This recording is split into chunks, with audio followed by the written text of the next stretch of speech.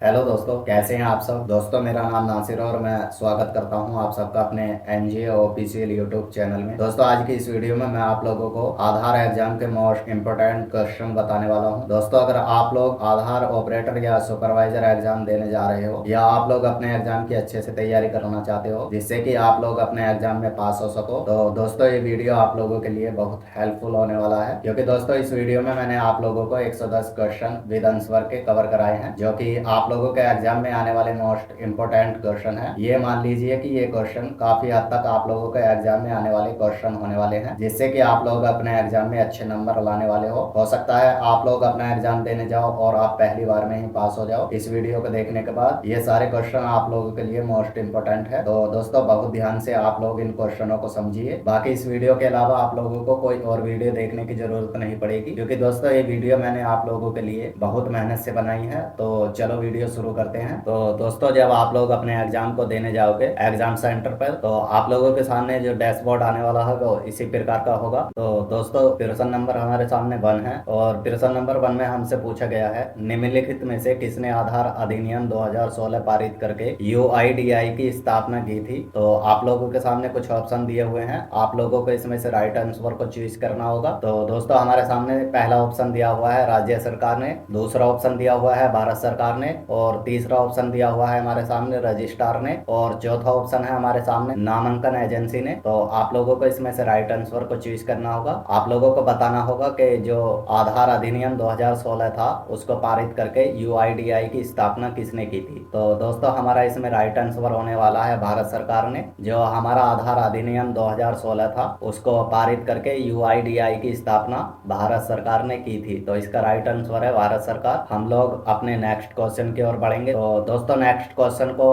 करने के लिए हम अगले वाले ऑप्शन पर क्लिक करेंगे। उसके बाद दोस्तों, आप लोगों के सामने क्वेश्चन नंबर 2 है। क्वेश्चन नंबर 2 में हमसे पूछा गया है, यूआईडीएआई को इलेक्ट्रॉनिक्स और आईटी मंत्रालय के तहत वैधानिक प्राधिकरण के रूप में कब स्थापित किया गया था। तो आप लोगों के सामने कुछ ऑप्शन दिए हुए हैं, आप लोगों को इसमें से राइट आंसर को चूज करना होगा। तो पहला ऑप्शन है हमारे सामने 28 जनवरी 2009 को, दूसरा ऑप्शन है हमारे सामने 29 सितंबर 2010 को, तीसरा ऑप्शन है हमारे सामने 12 सितंबर 2015 को, और चौथा ऑप्शन है हमारे सामने 12 जुलाई 2016 को। तो दोस्तों, हमारा जो राइट आंसर होने वाला है वो है 12 जुलाई 2016 को। जो यूआईडी था उसको इलेक्ट्रॉनिक्स और आईटी मंत्रालय के तहत वैधानिक प्राधिकरण के रूप में स्थापित किया गया था। तो वो 12 जुलाई 2016 को किया गया था। दोस्तों, इसमें आप लोगों को एक मोस्ट इम्पोर्टेंट जो बात ध्यान रखनी है दोस्तों, वो आप लोगों को ये रखनी है, जो भी मैं आप लोगों को इस वीडियो में बताने वाला हूँ आप लोगों को ये रटना नहीं है। जिसका भी मैं राइट आंसर चॉइस करने वाला हूँ बस आप लोगों को उसी को ध्यान रखना है कि इसका राइट आंसर ये है, तो आप लोग उसी को ध्यान रखेंगे। बाकी जो भी इसका राइट आंसर नहीं है आप लोग उसको ध्यान नहीं रखोगे, क्योंकि दोस्तों अगर आप लोग सारे ही आंसर को माइंड में रखोगे तो हो सकता है आप लोग कंफ्यूज हो जाओ जब आप लोग अपना एग्जाम देने के लिए जाओ। तो इसलिए जो इसमें मैं आप लोगों को राइट आंसर बता रहा हूँ तो आप लोगों को उसी को ध्यान रखना होगा। जैसे कि दोस्तों इसमें 12 जुलाई 2016 है, तो आप लोगों को बस इतना ध्यान रखना होगा, यूआईडीआई को इलेक्ट्रॉनिक्स और आईटी मंत्रालय के तहत वैधानिक प्राधिकरण के रूप में 12 जुलाई 2016 को स्थापित किया गया था। तो आप लोगों को बस इतना ही याद रखना होगा, इससे आप लोगों के एग्जाम को पास करने के लिए बहुत ही हेल्प होने वाली है। तो बाकी मैं आप लोगों को जो एग्जाम में पास होने का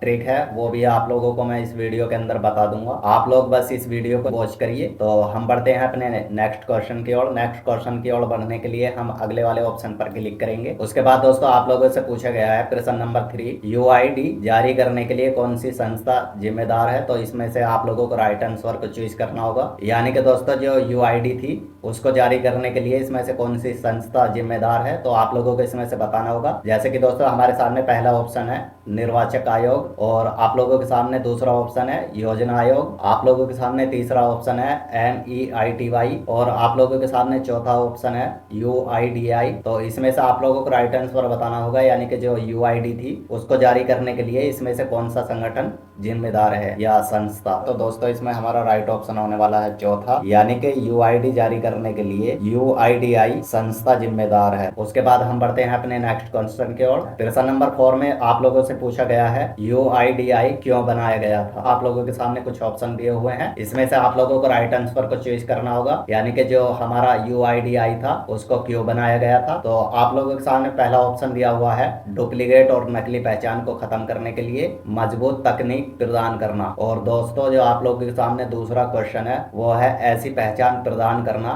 जिसे आसान, लागत प्रभावी तरीके से सत्यापित और प्रमाणित किया जा सके। आप लोगों के सामने तीसरा ऑप्शन है एक और पहचान दस्तावेज बनाने के लिए, और आप लोगों के सामने चौथा ऑप्शन है एक और दोनों। तो इसमें से दोस्तों आप लोगों को राइट आंसर को चूज करना होगा, यानी कि दोस्तों जो UIDAI था उसको क्यों बनाया गया था। तो दोस्तों UIDAI को बनाने का महत्व सिर्फ यही था कि डुप्लीकेट और नकली पहचान को खत्म करें और एक मजबूत तकनीक का प्रदान करना, इसका ये मतलब था। और दूसरा मकसद था दोस्तों ऐसी पहचान प्रदान करना जिसे आसान, लागत प्रभावी तरीके से सत्यापित और प्रमाणित किया जा सके। तो आप लोगों के जो राइट आंसर होने वाले हैं दोस्तों ये दोनों होने वाले हैं। तो हमारा राइट आंसर होने वाला है चौथा। पहला और दूसरा ऑप्शन ये हमारे राइट आंसर थे, तो इसलिए हमारा चौथा ऑप्शन राइट आंसर होने वाला है। उसके बाद दोस्तों हम बढ़ते हैं अपने नेक्स्ट क्वेश्चन की ओर। नेक्स्ट क्वेश्चन में दोस्तों आप लोगों से पूछा गया है आधार नामांकन अद्यतन विनियमन 2016 आधिकारिक राजपत्र में कब प्रकाशित हुआ था। आप लोगों को इसमें से राइट आंसर को चूज करना होगा। तो इसमें से दोस्तों आप लोगों के सामने पहला ऑप्शन है 28 जनवरी 2009 को, और दूसरा ऑप्शन दिया हुआ है दोस्तों आप लोगों के सामने 29 सितंबर 2010 को, और तीसरा ऑप्शन दिया हुआ है दोस्तों आप लोगों के सामने 12 जुलाई 2016 को, और चौथा ऑप्शन है आप लोगों के सामने 12 सितंबर 2017 को। तो दोस्तों आप लोगों को इसमें से बताना होगा जो हमारा आधार नामांकन अद्यतन विनियमन 2016 था उसको आधिकारिक राजपत्र में कब प्रकाशित हुआ था। तो दोस्तों हमारा राइट ऑप्शन होने वाला है इसमें चौथा, यानी कि आधार नामांकन अद्यतन विनियमन 2016 आधिकारिक राजपत्र में 12 सितंबर 2017 को प्रकाशित हुआ था। उसके बाद हम बढ़ते हैं अपने नेक्स्ट क्वेश्चन की ओर। Question number 6। क्वेश्चन नंबर 6 में पूछा गया है दोस्तों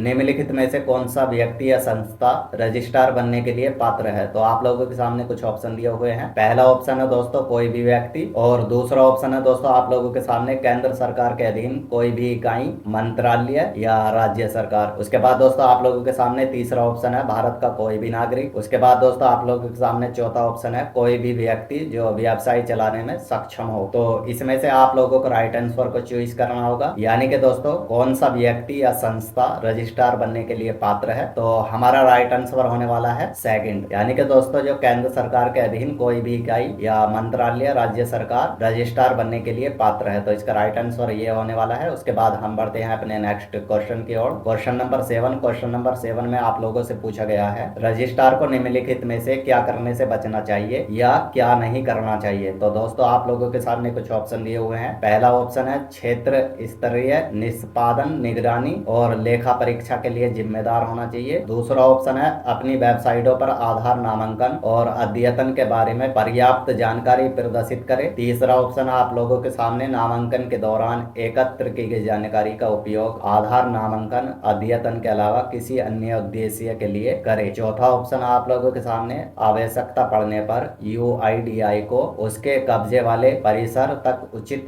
पहुंच की अनुमति दे। तो आप लोगों को इसमें से राइट आंसर को चूज करना होगा। तो दोस्तों इसमें हमारा जो राइट आंसर होने वाला है वो है तीसरा, यानी कि दोस्तों जो रजिस्ट्रार होता है उसको निम्नलिखित में से क्या करने से बचना चाहिए या क्या नहीं करना चाहिए। तो दोस्तों उसको नामांकन के दौरान एकत्र की गई जानकारी का उपयोग आधार नामांकन अद्यतन के अलावा किसी अन्य उद्देश्य के लिए नहीं करना चाहिए। तो इसका हमारा जो राइट आंसर है वो है तीसरा। उसके बाद दोस्तों हम लोग बढ़ते हैं अपने नेक्स्ट क्वेश्चन की ओर। Question number 8। क्वेश्चन नंबर 8 में आप लोगों से पूछा गया है रजिस्ट्रार हर समय आधार नामांकन अद्यतन के लिए डैश में निर्दिष्ट आचार संहिता का पालन करेगा। तो आप लोगों के सामने कुछ ऑप्शन दिए हुए हैं, इसमें से आप लोगों को राइट आंसर को चूज करना होगा। तो पहला ऑप्शन दिया हुआ है आप लोगों के सामने आधार अधिनियम 2016 और आधार विनियम। दूसरा ऑप्शन है आप लोगों के सामने GMR नियम। तीसरा ऑप्शन है आप लोगों के सामने पहला और दूसरा दोनों, और चौथा ऑप्शन है आप लोगों के सामने इनमें से कोई भी नहीं। तो आप लोगों को इसमें से राइट आंसर बताना होगा, यानी कि जो रजिस्ट्रार होता है वह हर समय आधार नामांकन अद्यतन के लिए डैश में निर्दिष्ट आचार संहिता का पालन करेगा। तो इसमें से आप लोगों को राइट आंसर चुनना होगा। तो दोस्तों जो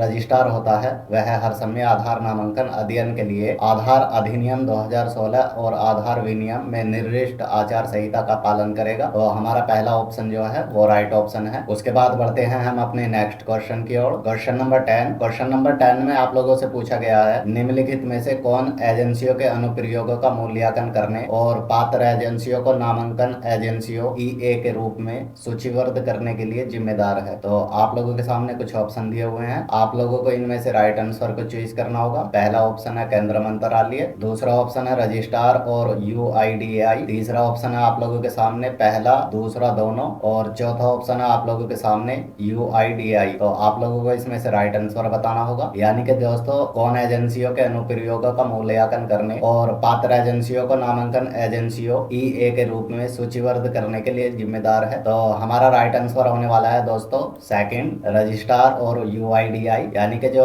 एजेंसियों के अनुप्रयोगों का मूल्यांकन करने और पात्र एजेंसियों को नामांकन एजेंसियों EA के रूप में सूचीबद्ध करता है, तो वो रजिस्ट्रार और UID इसके लिए जिम्मेदार। तो हमारा राइट आंसर है सेकंड। उसके बाद हम बढ़ते हैं अपने नेक्स्ट क्वेश्चन की ओर। क्वेश्चन नंबर 10, क्वेश्चन नंबर 10 में आप लोगों से पूछा गया है रजिस्ट्रार के मूल उत्तरदायित्व क्या है। तो आप लोगों के सामने कुछ ऑप्शन दिए हुए हैं, आप लोगों को इसमें से राइट आंसर को चूज करना होगा। पहला ऑप्शन है आप लोगों के सामने आधार अधिनियम 2016 और आधार विनियमों का अनुपालन, दूसरा ऑप्शन है आप लोगों के सामने नामांकन एजेंसियों को नियुक्त करे और उसके कामकाज की निगरानी करे, तीसरा ऑप्शन है आप लोगों के सामने सुनिश्चित करे कि नामांकन और अद्यतन संचालन करने के लिए कोई भी नामांकन एजेंसी या उनके द्वारा नियोजित या नियुक्त व्यक्ति प्रमाणित है, चौथा ऑप्शन है आप लोगों के सामने ऊपर के सभी। तो दोस्तों इसमें जो हमारा राइट आंसर होने वाला है वो है चौथा, ऊपर के सभी। यानी कि दोस्तों जो रजिस्ट्रार होता है उसके मूल उत्तरदायित्व जो होते हैं वो पहला होता है एक तो आधार अधिनियम 2016 और आधार विनियमों का अनुपालन करे, और दूसरा उसका उत्तरदायित्व होता है नामांकन एजेंसियों को नियुक्त करे और उसके कामकाज की निगरानी करे, तीसरा उसका उत्तरदायित्व होता है दोस्तों सुनिश्चित करे कि नामांकन और अद्यतन संचालन करने के लिए कोई भी नामांकन एजेंसी उनके द्वारा नियोजित या नियुक्त व्यक्ति प्रमाणित है या नहीं। तो ये सभी काम एक रजिस्ट्रार के मूल उत्तरदायित्व होते हैं, इसलिए हमारा ऑप्शन चौथा राइट है, ऊपर के सभी। उसके बाद दोस्तों हम बढ़ते हैं अपने नेक्स्ट क्वेश्चन की ओर। क्वेश्चन नंबर 11, क्वेश्चन नंबर 11 में आप लोगों से पूछा गया है निम्नलिखित में से कौन सा व्यक्ति या इकाई नामांकन एजेंसी बनने के लिए पात्र है। तो आप लोगों के सामने कुछ ऑप्शन दिए हुए हैं, आप लोगों को इसमें से राइट आंसर को चूज करना होगा। पहला ऑप्शन है आप लोगों के सामने रजिस्ट्रार UIDAI द्वारा निर्दिष्ट नामांकन एजेंसी के लिए RFE में उल्लिखित शर्तों को पूरा करने वाला कोई भी व्यक्ति, दूसरा ऑप्शन है आप लोगों के सामने कोई भी व्यक्ति जो व्यवसाय चलाने में सक्षम हो, तीसरा ऑप्शन है आप लोगों के सामने कोई प्रमाणित ऑपरेटर या पर्यवेक्षक, चौथा ऑप्शन है आप लोगों के सामने कोई भी व्यक्ति जिसके पास आधार नामांकन अद्यतन उपकरण है। तो आप लोगों को इसमें से राइट आंसर को चूज करना होगा। तो दोस्तों आप लोगों से इसमें पूछा क्या गया था, यानी कि कौन सा व्यक्ति या इकाई नामांकन एजेंसी बनने के लिए पात्र है। तो आप लोगों के सामने जो पहला ऑप्शन दिया हुआ है ये राइट ऑप्शन है, यानी कि जो रजिस्ट्रार होता है और UIDAI द्वारा निर्दिष्ट नामांकन एजेंसी के लिए RFE में उल्लेखित शर्त को पूरा करने वाला कोई भी व्यक्ति, वो व्यक्ति नामांकन एजेंसी बनने के लिए पात्र है। तो हमारा राइट ऑप्शन है पहला। उसके बाद हम बढ़ते हैं अपने नेक्स्ट क्वेश्चन की ओर। क्वेश्चन नंबर 12, तो क्वेश्चन नंबर 12 में आप लोगों से पूछा गया है पर्यवेक्षक की भूमिका के लिए पात्र होने के लिए किसी व्यक्ति को निम्नलिखित में से कौन सा मानदंड पूरा करना चाहिए। तो आप लोगों के सामने कुछ ऑप्शन दिए हुए हैं। पहला ऑप्शन है 18 वर्ष और उससे अधिक उम्र होनी चाहिए, दूसरा ऑप्शन है 10th या 12th उसके पास डिग्री होनी चाहिए, तीसरा ऑप्शन है आधार नंबर होना चाहिए, चौथा ऑप्शन है किसी परीक्षण एवं प्रमाणन एजेंसी से पर्यवेक्षक प्रमाण पत्र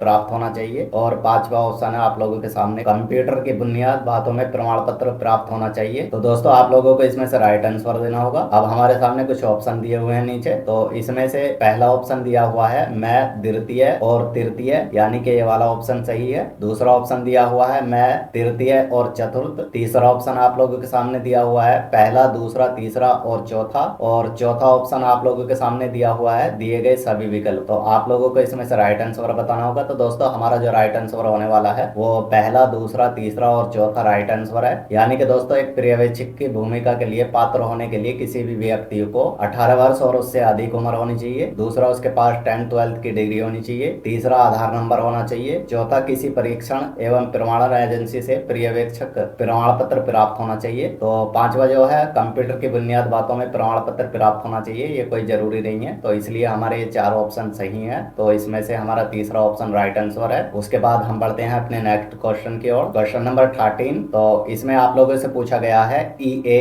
पर्यवेक्षक के रूप में अपनी भूमिका शुरू करने से पहले किसी व्यक्ति के पास निम्नलिखित में से क्या होना चाहिए। तो जो EA है पर्यवेक्षक, उसके रूप में अपनी भूमिका शुरू करने से पहले किसी व्यक्ति के पास निम्नलिखित में से क्या होना चाहिए। तो आप लोगों के सामने कुछ ऑप्शन दिए हुए हैं, इसमें से आप लोगों को बताना होगा। तो पहला ऑप्शन है आप लोगों के सामने कंप्यूटर शिक्षा प्रमाण पत्र में मूल बातें होनी चाहिए। और दूसरा ऑप्शन है आप लोगों के पास ग्रेजुएट होना चाहिए। तीसरा ऑप्शन है आप लोगों के सामने स्थानीय भाषा कीबोर्ड और लिप्यंतरण के साथ सहज होना चाहिए। चौथा ऑप्शन है आप लोगों के सामने दिए गए क्षेत्र का एक प्रमुख व्यक्ति होना चाहिए। तो दोस्तों इसमें से आप लोगों का जो राइट आंसर होने वाला है वो तीसरा ऑप्शन है। यानी कि दोस्तों जो एक ईए पर्यवेक्षक के रूप में अपनी भूमिका शुरू करने से पहले किसी व्यक्ति के पास स्थानीय भाषा कीबोर्ड और लिप्यंतरण के साथ सहज होना चाहिए। तो हमारा तीसरा ऑप्शन राइट आंसर है। उसके बाद हम बढ़ते हैं अपने नेक्स्ट क्वेश्चन की ओर। Question number 14। क्वेश्चन नंबर 14 में आपसे पूछा गया है पर्यवेक्षक को आवश्यक दस्तावेजों के साथ अपना ऑनबोर्डिंग फॉर्म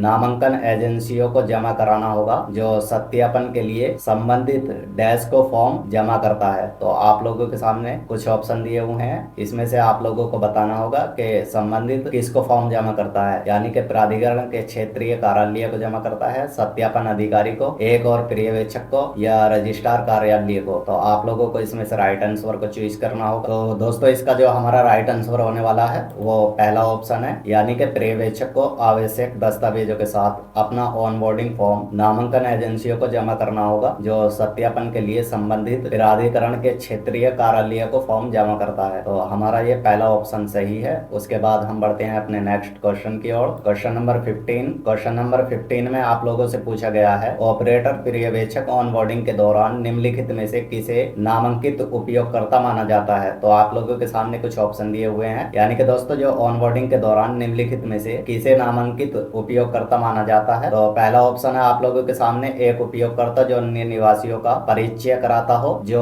POI या POA प्रस्तुत नहीं कर सकते। तो दोस्तों POI का फुल फॉर्म होती है प्रूफ ऑफ आइडेंटिटी और POA की फुल फॉर्म होती है प्रूफ ऑफ एड्रेस। तो जो प्रूफ ऑफ आइडेंटिटी और प्रूफ ऑफ एड्रेस प्रस्तुत नहीं कर सकते हैं। उसके बाद दोस्तों आप लोगों के सामने दूसरा ऑप्शन है एक उपयोगकर्ता जिसने आधार प्राप्त करने के लिए नामांकन फॉर्म भरा है। तीसरा ऑप्शन है आप लोगों के सामने एक उपयोगकर्ता जो आधार के लिए नामांकन कराने के लिए नामांकन केंद्र पर उपस्थित हुआ है। और चौथा ऑप्शन है आप लोगों के सामने ऑपरेटर पर्यवेक्षक जिसका बायोमेट्रिक सत्यापन सफलतापूर्वक हो गया है और नामांकन क्लाइंट में संग्रहित है। तो आप लोगों को इसमें से राइट आंसर को चूज करना होगा। तो दोस्तों इसका जो हमारा राइट आंसर होने वाला है वो है चौथा, यानी कि ऑपरेटर पर्यवेक्षक ऑनबोर्डिंग के दौरान निम्नलिखित में से किसे नामांकित उपयोगकर्ता माना जाता है। तो दोस्तों जो ऑपरेटर पर्यवेक्षक जिसका बायोमेट्रिक सत्यापन सफलतापूर्वक हो गया हो और वो नामांकन क्लाइंट में संग्रहित है तो उसे ही ऑनबोर्डिंग के दौरान नामांकित उपयोगकर्ता माना जाता है। तो उसके बाद हम बढ़ते हैं अपने नेक्स्ट क्वेश्चन की ओर। Question number 16। क्वेश्चन नंबर 16 में आप लोगों से पूछा गया है परिचय आधारित नामांकन के मामले में दी गई अतिरिक्त जानकारी में से कौन सी जानकारी एकत्र की जाएगी। तो आप लोगों के सामने कुछ ऑप्शन दिए हुए हैं, आप लोगों को इसमें से राइट आंसर को चूज करना होगा। पहला ऑप्शन है आप लोगों के सामने परिचयकर्ता के हस्ताक्षर और दूसरा ऑप्शन है आप लोगों के सामने परिचयकर्ता के अंगूठे का निशान। तीसरा ऑप्शन है आप लोगों के सामने परिचयकर्ता का आधार नंबर। तो आप लोगों को इसमें से बताना होगा, यानी कि जो परिचय आधारित नामांकन के मामले में दी गई अतिरिक्त जानकारी में से कौन सी जानकारी एकत्र की जाएगी। तो दोस्तों आप लोगों के सामने नीचे कुछ विकल्प दिए हुए हैं, आप लोगों को इसमें से राइट विकल्प को चुनना होगा। जैसे कि दोस्तों केवल मैं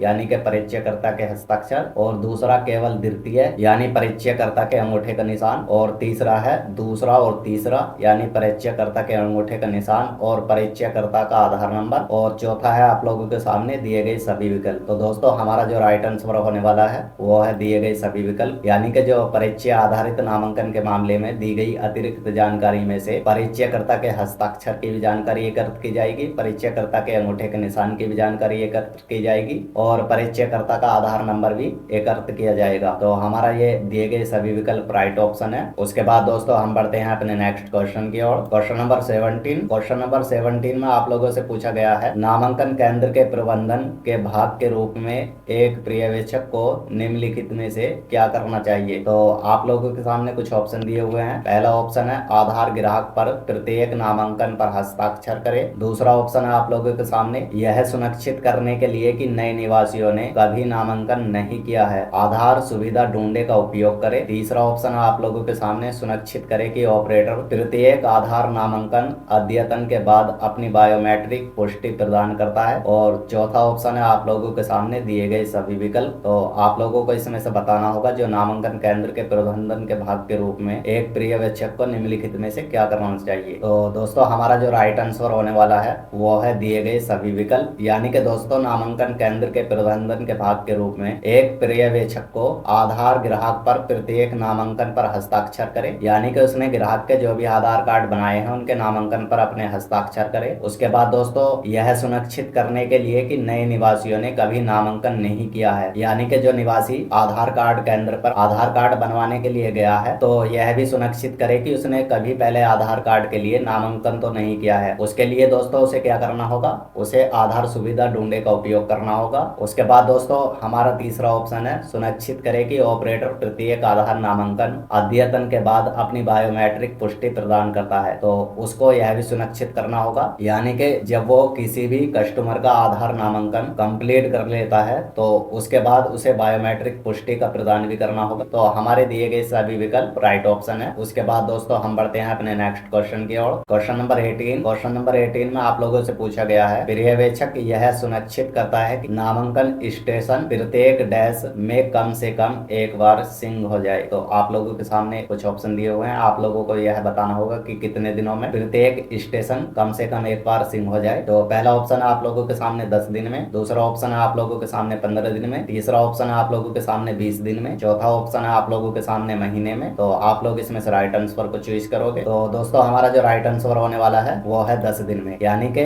जो नामांकन स्टेशन है वो प्रत्येक 10 दिन में कम से कम एक बार सिंक हो जाए। तो वो 10 दिन में तो कम से कम एक बार सिंक हो ही जाए। उसके बाद दोस्तों हम बढ़ते हैं अपने नेक्स्ट क्वेश्चन की ओर। Question number 19। क्वेश्चन नंबर 19 में आप लोगों से पूछा गया है एक पर्यवेक्षक को डेटा का बैकअप, सिंक और निर्यात निम्नलिखित में से क्या सुनिश्चित करना चाहिए। तो आप लोगों को इसमें से राइट आंसर को चूज करना होगा। पहला ऑप्शन है आप लोगों के सामने सभी नामांकन डेटा का बाहरी हार्ड डिस्क पर दिन में 2 बार बैकअप ले। तीसरा ऑप्शन है आप लोगों के सामने दिन प्रतिदिन के सभी नामांकन विवरण अपनी व्यक्तिगत ईमेल आईडी पर भेजे। तीसरा ऑप्शन है आप लोगों के सामने प्रत्येक 10 दिनों में कम से कम एक बार नामांकन स्टेशनों को सिंक करे। चौथा ऑप्शन है आप लोगों के सामने निर्यात किए गए डेटा के लिए एक रजिस्टर बनाए रखे। पांचवा ऑप्शन है आप लोगों के सामने सारा डेटा गूगल क्लाउड पर सेव करे। तो दोस्तों इसमें से आप लोगों को राइट आंसर चुनना होगा। उसके बाद हमारे सामने कुछ विकल्प दिए हुए हैं। पहला है मैं द्वितीय और चतुर्थ, दूसरा है मैं द्वितीय और चतुर्थ, तीसरा है दूसरा, तीसरा, चौथा और पांचवा, और चौथा है दिए गए सभी विकल्प। तो आप लोगों को इसमें से राइट आंसर को चूज करना होगा। तो दोस्तों इसका जो राइट आंसर होने वाला है वो है मैं तृतीय और चतुर्थ। यानी कि दोस्तों एक पर्यवेक्षक को डेटा का बैकअप, सिंक और निर्यात निम्नलिखित में से क्या सुनिश्चित करना चाहिए। तो उसे सभी नामांकन डेटा का बाहरी हार्ड डिस्क पर दिन में 2 बार बैकअप लेना चाहिए। उसके बाद दोस्तों उसको प्रत्येक 10 दिनों में कम से कम एक बार नामांकन स्टेशनों को सिंक करे, और चौथा निर्यात किए गए डेटा के लिए एक रजिस्टर बनाए रखे। तो हमारे ये 3 ऑप्शन इसमें से राइट ऑप्शन है, इसलिए मैं तृतीय और चतुर्थ हमारा राइट ऑप्शन है। उसके बाद हम बढ़ते हैं अपने नेक्स्ट क्वेश्चन की ओर। Question number 20। क्वेश्चन नंबर 20 में आप लोगों से पूछा गया है दिन के अंत में पर्यवेक्षक को ऑपरेटरों को उसके द्वारा बनाए गए नामांकन पैकेज की समीक्षा करने की अनुमति देनी चाहिए। तो आप लोगों को इसमें से बताना होगा कि यह बात सत्य है या यह बात असत्य है। तो दोस्तों जो इसका हमारा राइट आंसर होने वाला है वो है सेकंड, असत्य। यानी कि दिन के अंत में पर्यवेक्षक को ऑपरेटरों को उसके द्वारा बनाए गए नामांकन पैकेज की समीक्षा करने की अनुमति नहीं देनी चाहिए। उसके बाद दोस्तों हम बढ़ते हैं अपने नेक्स्ट क्वेश्चन की ओर। Question number 21। क्वेश्चन नंबर 21 में आप लोगों से पूछा गया है दर्ज नामांकन डेटा में कोई त्रुटि पाए जाने पर, त्रुटि का मतलब होता है दोस्तों कोई गलती पाए जाने पर निम्नलिखित में से क्या करना चाहिए। तो सबसे पहला ऑप्शन है आप लोगों के सामने विवरण सही ढंग से भरने के लिए विवेक का प्रयोग करें। दूसरा ऑप्शन है आप लोगों के सामने एक पर्यवेक्षक को सही डेटा की पहचान करने की आवश्यकता है। तीसरा ऑप्शन है आप लोगों के सामने निवासी को सुधार समय सीमा के भीतर नामांकन केंद्र पर आने के लिए सूचित करें। चौथा ऑप्शन है आप लोगों के सामने निवासी के घर जाए और सही विवरण एकत्र करे। तो इसमें से आप लोगों को राइट आंसर को बताना हो। तो दोस्तों इसका जो राइट आंसर होने वाला है वो है हमारा थर्ड, यानी कि दर्ज नामांकन डेटा में कोई गलती पाए जाने पर निम्नलिखित में से क्या करना चाहिए। तो उसके लिए हमें करना चाहिए कि निवासी को सुधार समय के भीतर नामांकन केंद्र पर आने के लिए सूचित करे। तो ये काम हम लोगों को करना चाहिए। तो हमारा राइट आंसर होने वाला है थर्ड। उसके बाद हम बढ़ते हैं अपने नेक्स्ट क्वेश्चन की ओर। Question number 22। क्वेश्चन नंबर 22 में आप लोगों से पूछा गया है, एक पर्यवेक्षक को दिन के अंत में समीक्षा के बाद निम्नलिखित में से कौन सा कार्य करना चाहिए। तो इसमें से आप लोगों को राइट आंसर बताना होगा। यानी कि दोस्तों जो एक पर्यवेक्षक होता है उसको दिन के अंत में समीक्षा के बाद निम्नलिखित में से कौन सा कार्य करना चाहिए, इसको आप लोगों को बताना होगा। तो पहला ऑप्शन है, क्या उसको अपना फिंगरप्रिंट देकर हस्ताक्षर करने चाहिए, या फिर दूसरा ऑप्शन है प्राधिकारी को एक मेल भेजे, या फिर तीसरा ऑप्शन है दिन के लिए नामांकित निवासियों को थोक एसएमएस भेजे, या फिर चौथा ऑप्शन है कि उसको ऑपरेटर को अपना फिंगरप्रिंट देकर हस्ताक्षर करने के लिए कहे। तो दोस्तों आप लोगों को इसमें से बताना होगा कि उसको दिन के अंत में निम्नलिखित में से कौन सा कार्य करना चाहिए। तो दोस्तों इसमें जो हमारा राइट आंसर होने वाला है वो है पहला ऑप्शन, यानी कि एक पर्यवेक्षक को दिन के अंत में समीक्षा के बाद जब वो अपना काम कंप्लीट कर ले तो उसको निम्नलिखित में से अपना फिंगरप्रिंट देकर हस्ताक्षर करने चाहिए। तो ये हमारा राइट ऑप्शन है। उसके बाद हम बढ़ते हैं अपने नेक्स्ट क्वेश्चन की ओर। Question number 23। क्वेश्चन नंबर 23 में आप लोगों से पूछा गया है, एक पर्यवेक्षक नामांकन केंद्र पर कार्यों की निगरानी और ऑडिट करता है। तो दोस्तों यानी कि जो ऑडिट फीडबैक से पूरी टीम को कैसे मदद मिलती है, तो आप लोगों को इसमें से राइट आंसर बताना होगा। आप लोगों के सामने कुछ ऑप्शन दिए हुए हैं। पहला ऑप्शन है खराब प्रदर्शन करने वाले ऑपरेटरों को हटाए। दूसरा ऑप्शन है जिन ऑपरेटरों का प्रदर्शन बेंचमार्क के अनुरूप नहीं है उनका वेतन काटे। तीसरा ऑप्शन है नामांकन संचालन और डेटा गुणवत्ता में सुधार के क्षेत्रों की पहचान करे। चौथा ऑप्शन है मामलों को प्राधिकरण तक पहुंचाए। तो आप लोग इसमें से राइट आंसर चूज करोगे। तो दोस्तों इसका जो हमारा राइट आंसर होने वाला है वो है थर्ड, यानी कि एक पर्यवेक्षक नामांकन केंद्र पर कार्यों की निगरानी और ऑडिट करता है। ऑडिट फीडबैक से पूरी टीम को कैसे मदद मिलती है, तो नामांकन संचालन और डेटा गुणवत्ता में सुधार के क्षेत्रों की पहचान करने से पूरी टीम को मदद मिलती है। तो हमारा राइट ऑप्शन है थर्ड। उसके बाद हम बढ़ते हैं अपने नेक्स्ट क्वेश्चन की ओर। Question number 24। क्वेश्चन नंबर 24 में आप लोगों से पूछा गया है ऑपरेटर पर्यवेक्षक कौन होता है। तो आप लोगों को इसमें से राइट आंसर को चूज करना होगा। दोस्तों आप लोगों के सामने फिर प्रश्न आ गया है, ये बिल्कुल आप लोगों के जो समझने वाला प्रश्न है, यानी कि जो ऑपरेटर है और पर्यवेक्षक है वो कौन होता है। तो आप लोगों के सामने कुछ ऑप्शन दिए हुए हैं। आप लोगों को इसमें से राइट आंसर को चूज करना होगा। पहला ऑप्शन है एक व्यक्ति जो नामांकन एजेंसी के कार्यों जैसे सफाई, बिजली कनेक्शन आदि को संभालता हो। दूसरा ऑप्शन है आप लोगों के सामने प्राधिकरण और नामांकन एजेंसी के बीच एक मध्यस्थ। तीसरा ऑप्शन है आप लोगों के सामने नामांकन स्टेशनों पर नामांकन निष्पादित करने के लिए नामांकन एजेंसी द्वारा नियुक्त एक व्यक्ति। चौथा ऑप्शन है आप लोगों के सामने एक निवासी जो आधार के लिए नामांकन कराने के लिए नामांकन एजेंसी में आता है। तो आप लोगों को इसमें से राइट आंसर को चूज करना होगा। तो दोस्तों इसका जो राइट आंसर होने वाला है वो है थर्ड, यानी कि नामांकन स्टेशनों पर नामांकन निष्पादित करने के लिए नामांकन एजेंसी द्वारा नियुक्त एक व्यक्ति ऑपरेटर और पर्यवेक्षक होता है। तो इसका राइट आंसर है हमारा थर्ड। उसके बाद हम बढ़ते हैं अपने नेक्स्ट क्वेश्चन की ओर। Question number 25। क्वेश्चन नंबर 25 में आप लोगों से पूछा गया है रजिस्ट्रार और नामांकन एजेंसियां केवल डैश द्वारा प्रदान या अधिकृत नामांकन अद्यतन सॉफ्टवेयरों का उपयोग करेगी। तो आप लोगों के सामने कुछ ऑप्शन दिए हुए हैं। पहला है ऑपरेटर, दूसरा है UIDI, तीसरा है पर्यवेक्षक, चौथा है निवास। तो आप लोगों को इसमें से राइट आंसर को चूज करना होगा। तो दोस्तों इसका जो राइट आंसर होने वाला है वो है सेकंड, यानी कि दोस्तों जो रजिस्ट्रार और नामांकन एजेंसियां हैं वह केवल UIDI द्वारा प्रदान या अधिकृत नामांकन अद्यतन सॉफ्टवेयर का उपयोग करेंगी, उसके अलावा वे किसी और चीज का उपयोग नहीं करेंगी। तो हमारा राइट ऑप्शन है सेकंड। उसके बाद हम बढ़ते हैं अपने नेक्स्ट क्वेश्चन की ओर। Question number 26। क्वेश्चन नंबर 26 में पूछा गया है आप लोगों से डैश रजिस्ट्रार और EA के साथ सॉफ्टवेयर पर्यवेक्षक की ऑनबोर्डिंग प्रक्रिया का समन्वय करता है। तो आप लोगों के सामने कुछ ऑप्शन दिए हुए हैं। पहला ऑप्शन है आप लोगों के सामने संचालक, दूसरा ऑप्शन है आप लोगों के सामने प्रेक्षक, तीसरा ऑप्शन है आप लोगों के सामने प्राधिकरण प्रधान कार्यालय या प्राधिकरण का क्षेत्रीय कार्यालय, चौथा ऑप्शन है आप लोगों के सामने नामांकन एजेंसियां। तो आप लोगों को इसमें से राइट आंसर को चूज करना होगा। तो दोस्तों इसका जो हमारा राइट आंसर होने वाला है वो है थर्ड, प्राधिकरण प्रधान कार्यालय या प्राधिकरण का क्षेत्रीय कार्यालय। जो होते हैं दोस्तों वो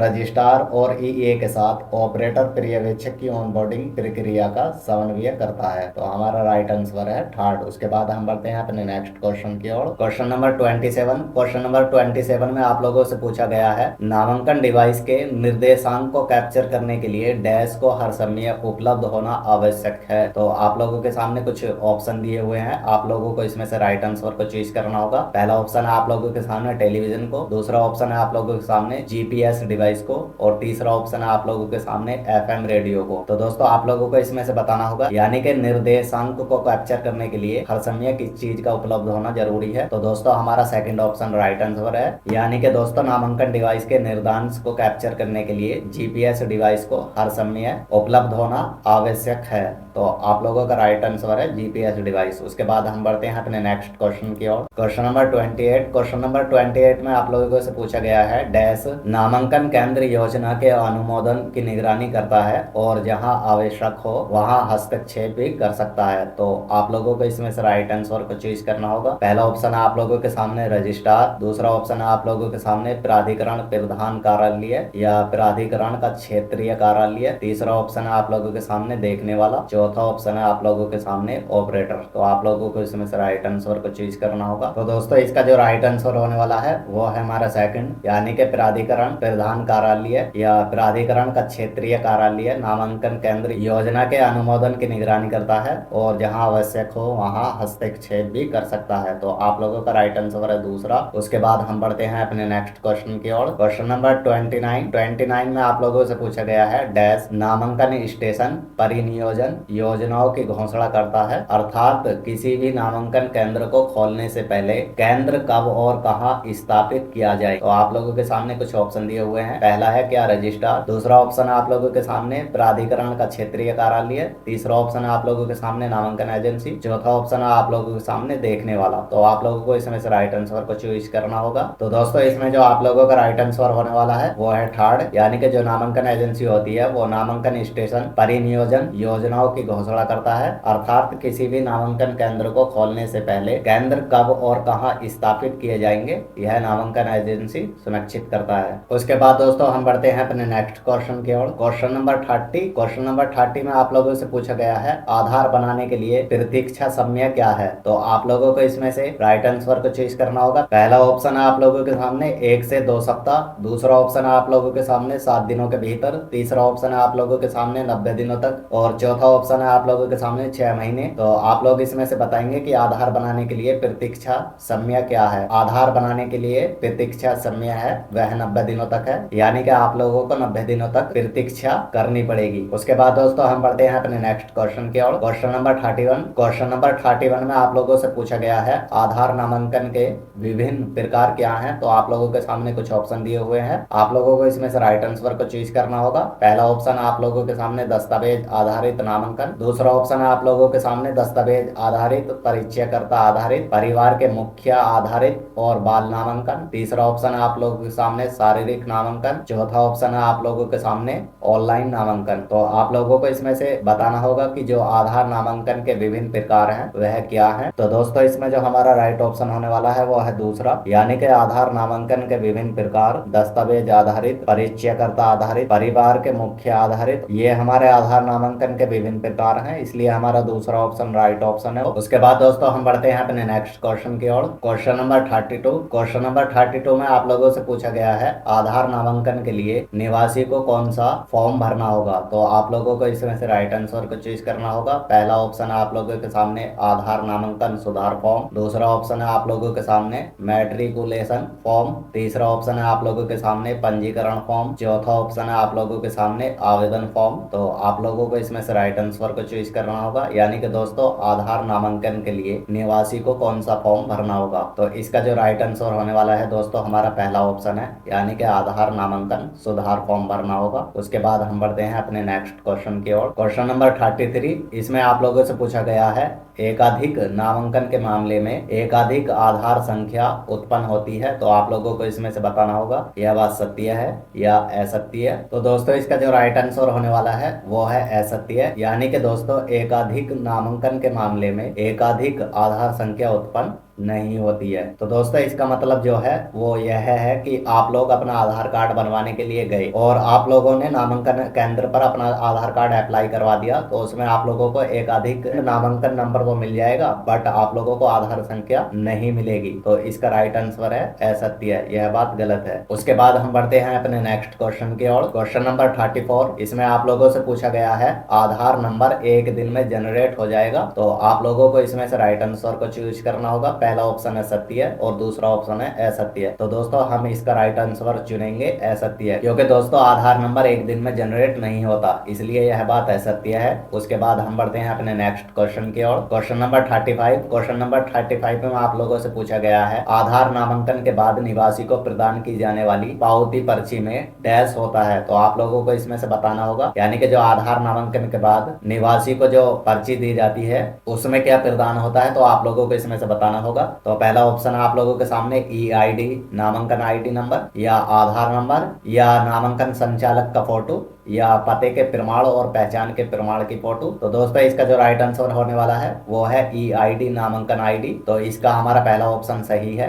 यानी कि जो आधार नामांकन के बाद निवासी को प्रदान की जाने वाली पर्ची में जो होता है वो EID और नामांकन ID नंबर होता है। तो इसका हमारा राइट ऑप्शन है पहला। उसके बाद हम बढ़ते हैं अपने नेक्स्ट क्वेश्चन की ओर। क्वेश्चन नंबर 36, क्वेश्चन नंबर 36 में आप लोगों से पूछा गया है आधार नामांकन का केवल एक ही प्रकार है, यानी दस्तावेज आधारित नामांकन। तो आप लोगों को इसमें से राइट आंसर को चूज करना होगा। पहला ऑप्शन आप लोगों के सामने सत्य है, दूसरा ऑप्शन आप लोगों के सामने असत्य है। तो दोस्तों इसका जो हमारा राइट ऑप्शन होने वाला है वो है असत्य है, क्योंकि आधार नामांकन का केवल एक ही प्रकार नहीं है दस्तावेज आधारित नामांकन। इसके दो प्रकार होते हैं दोस्तों, एक दस्तावेज आधारित नामांकन और एक बायोमेट्रिक आधारित नामांकन। तो दोस्तों इसलिए इसका राइट ऑप्शन असत्य है। उसके बाद हम बढ़ते हैं अपने नेक्स्ट क्वेश्चन की ओर। क्वेश्चन नंबर 37, क्वेश्चन नंबर 37 में आप लोगों से पूछा गया है निम्नलिखित में से कौन सा आधार का लाभ उठाने के लिए पात्र है। तो आप लोगों को इसमें से राइट ऑप्शन को चूज करना होगा। पहला ऑप्शन है आप लोगों के सामने भारत का कोई भी नागरिक, दूसरा ऑप्शन है आप लोगों के सामने कोई भी व्यक्ति जिसकी आयु 18 वर्ष और उससे अधिक है, तीसरा ऑप्शन है आप लोगों के सामने कोई भी निवासी जो 182 दिन या उससे अधिक की अवधि के लिए भारत में रह रहा हो, और चौथा ऑप्शन है आप लोगों के सामने भारत का कोई भी नागरिक जो स्नातक है।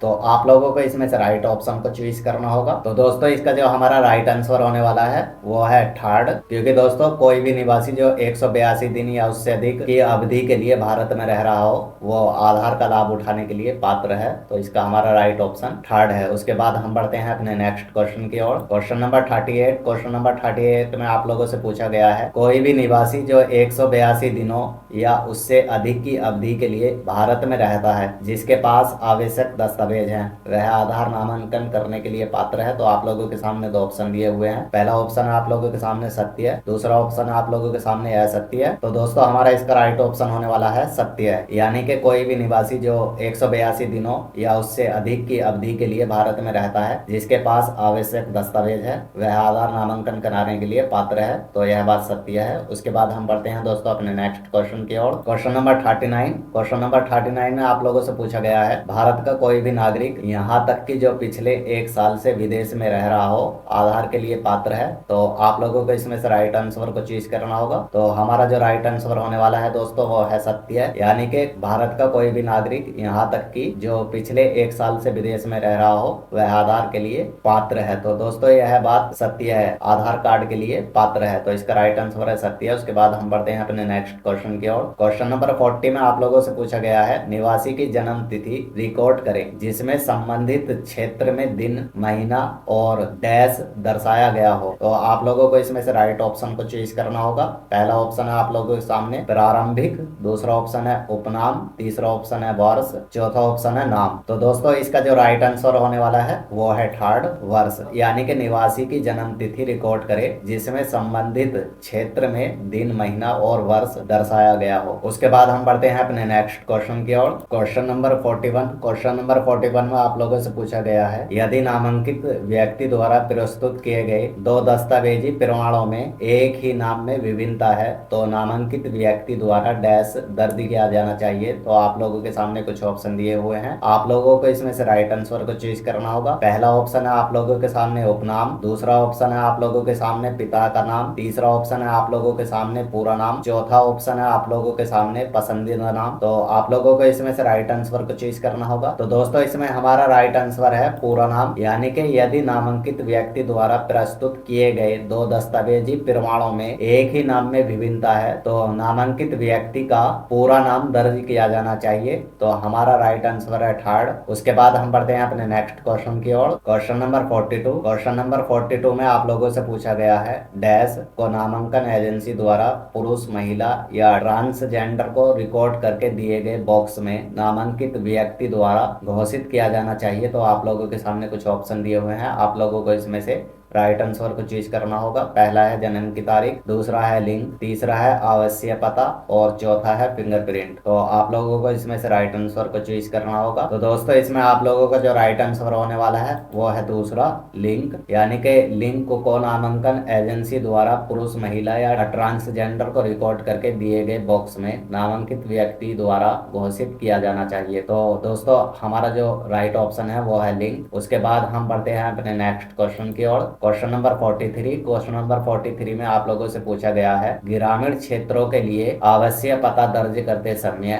निम्नलिखित में से कौन सा क्षेत्र खाली छोड़ा जा सकता है। तो आप लोगों को इसमें से राइट आंसर को चूज करना होगा। पहला है पता पंक्ति 1, दूसरा है आप लोगों के सामने पता पंक्ति 2, तीसरा है आप लोगों के सामने पिन कोड, चौथा है आप लोगों के सामने राज्य। तो आप लोगों को इसमें से राइट आंसर बताना होगा, यानी कि दोस्तों जो ग्रामीण क्षेत्रों के लिए आवासीय पता दर्ज करते समय निम्नलिखित में से कौन सा क्षेत्र खाली छोड़ा जा सकता है। तो इसका जो राइट आंसर होने वाला है पता पंक्ति नंबर 2, इसको हम खाली छोड़ सकते हैं। बाकी दोस्तों आप लोगों को पिन कोड भी भरना होगा, राज्य का नाम भी भरना होगा और पता पंक्ति 1 भी भरना होगा। उसके बाद हम बढ़ते हैं अपने नेक्स्ट क्वेश्चन की ओर। Question number 44। क्वेश्चन नंबर 44 में आप लोगों से पूछा गया है निम्नलिखित में से कौन सा विवरण आवासीय पते की पता पंक्ति फॉर्म में दर्ज किया जाना चाहिए। तो आप लोगों के सामने कुछ ऑप्शन दिए हुए हैं, आप लोगों को इसमें से राइट आंसर को चूज करना होगा। पहला ऑप्शन है आप लोगों के सामने भवन या मकान नंबर को, दूसरा ऑप्शन है आप लोगों के सामने सड़क का नाम, तीसरा ऑप्शन है आप लोगों के सामने सीमा चिन्ह और चौथा ऑप्शन है आप लोगों के सामने पिन कोड। तो दोस्तों इसका जो राइट आंसर होने वाला है वो है थर्ड, यानी कि सीमा चिन्ह। दोस्तों आवासीय पते की पता पंक्ति फॉर्म में दर्ज सीमा चिन्ह किया जाना चाहिए। तो इसका हमारा राइट आंसर है सीमा चिन्ह। उसके बाद हम बढ़ते हैं अपने नेक्स्ट क्वेश्चन की ओर। Question number 45। क्वेश्चन नंबर 45 में आप लोगों से पूछा गया है नामांकन पूर्व डेटा पुनः प्राप्त करने के लिए निम्नलिखित में से किसका उपयोग किया जाता है। तो आप लोगों को इसमें से राइट आंसर को चूज करना होगा। पहला ऑप्शन दिया हुआ है दोस्तों आप लोगों के सामने नामांकन पूर्व आईडी के जरिए, दूसरा ऑप्शन आप लोगों के सामने दिया गया है एक बारी पासवर्ड, तीसरा ऑप्शन आप लोगों के सामने दिया हुआ है निवासी का नाम, चौथा ऑप्शन आप लोगों के सामने दिया हुआ है आधार आईडी। तो दोस्तों इसमें से आप लोगों को राइट आंसर को बताना होगा। तो हमारा राइट आंसर होने वाला है पहला, यानी कि नामांकन पूर्व डेटा पुनः प्राप्त करने के लिए नामांकन पूर्व आईडी का उपयोग किया जाता है। तो हमारा राइट आंसर है पहला। उसके बाद हम बढ़ते हैं अपने नेक्स्ट क्वेश्चन की ओर। Question number 46। क्वेश्चन नंबर 46 में आप लोगों से पूछा गया है जब क्षेत्र का डैश दर्ज किया जाता है तो गांव, कस्बे, शहर, बीटीसी और डाकघर का नाम स्वचालित रूप से भर जाता है। तो आप लोगों को इसमें से राइट आंसर को चूज करना होगा। पहला ऑप्शन है आप लोगों के सामने घर का नंबर, दूसरा ऑप्शन है आप लोगों के सामने मंडल, तीसरा ऑप्शन है आप लोगों के सामने मोबाइल नंबर और चौथा ऑप्शन है आप लोगों के सामने पिन कोड। तो दोस्तों हमारा इसका राइट आंसर होने वाला है पिन कोड, यानी कि जब क्षेत्र का पिन कोड दर्ज किया जाता है तो गांव, कस्बे, शहर, बीटीसी और डाकघर का नाम स्वचालित रूप से भर जाता है, यानी कि दोस्तों ऑटोमेटिकली यह फिल हो जाते हैं। तो उसके बाद हम बढ़ते हैं अपने नेक्स्ट क्वेश्चन की ओर। Question number 47। क्वेश्चन नंबर 47 में आप लोगों से पूछा गया है जब कोई निवासी सटीक जन्म तिथि प्रदान करने में असमर्थ हो तो आप निम्नलिखित में से क्या करेंगे। तो आप लोगों को इसमें से राइट आंसर को चूज करना होगा। पहला ऑप्शन है आप लोगों के सामने खाली जगह छोड़ोगे, निवासी की राशि दर्ज करेंगे, निवासी द्वारा बताई गई आयु दर्ज करेंगे, चौथा ऑप्शन है आप लोगों के सामने जन्म का वर्ष दर्ज करेंगे। तो आप लोगों को इसमें से राइट आंसर को चूज करना होगा। तो दोस्तों इसका जो हमारा राइट आंसर होने वाला है वो है थर्ड, यानी कि दोस्तों आप लोग निवासी द्वारा बताई गई आयु दर्ज करेंगे। तो इसमें आप लोगों से पूछा गया था, जब कोई निवासी सटीक जन्म तिथि प्रदान करने में यानी कि अपनी डेट ऑफ बर्थ बताने में असमर्थ हो तो आप निम्नलिखित में से क्या करेंगे। तो दोस्तों आप लोगों को निवासी द्वारा बताई गई आयु दर्ज करनी होगी। उसके बाद हम बढ़ते हैं अपने नेक्स्ट क्वेश्चन की ओर। Question number 48। क्वेश्चन नंबर 48 में आप लोगों से पूछा गया है, डैश को यह सुनिश्चित करना होगा कि प्रत्येक ऑपरेटर के पास समीक्षा के दौरान स्टेशन पर समीक्षा किए जाने वाले महत्वपूर्ण बिंदुओं की एक प्रति हो। तो आप लोगों के सामने कुछ ऑप्शन दिए हुए हैं, आप लोगों को इसमें से राइट आंसर को चूज करना होगा। पहला ऑप्शन दिया हुआ है आप लोगों के सामने नामांकन एजेंसी पर्यवेक्षक। दूसरा ऑप्शन आप लोगों के सामने दिया हुआ है परिचयकर्ता। तीसरा ऑप्शन आप लोगों के सामने दिया हुआ है नोडल अधिकारी। चौथा ऑप्शन आप लोगों के सामने दिया हुआ है निवासी। तो आप लोगों को इसमें से राइट आंसर को चूज करना होगा। तो दोस्तों इसमें जो हमारा राइट आंसर होने वाला है वो है पहला ऑप्शन, यानी कि नामांकन एजेंसी पर्यवेक्षक को यह सुनिश्चित करना होगा कि प्रत्येक ऑपरेटर के पास समीक्षा के दौरान स्टेशन पर समीक्षा किए जाने वाले महत्वपूर्ण बिंदुओं की एक प्रति हो। तो दोस्तों नामांकन एजेंसी पर्यवेक्षक को यह सुनिश्चित करना होगा। उसके बाद हम बढ़ते हैं अपने नेक्स्ट क्वेश्चन की ओर। Question number 49। क्वेश्चन नंबर 49 में आप लोगों से पूछा गया है, ऑपरेटर को प्रत्येक नामांकन पर अपना फिंगरप्रिंट और या डैश प्रदान करके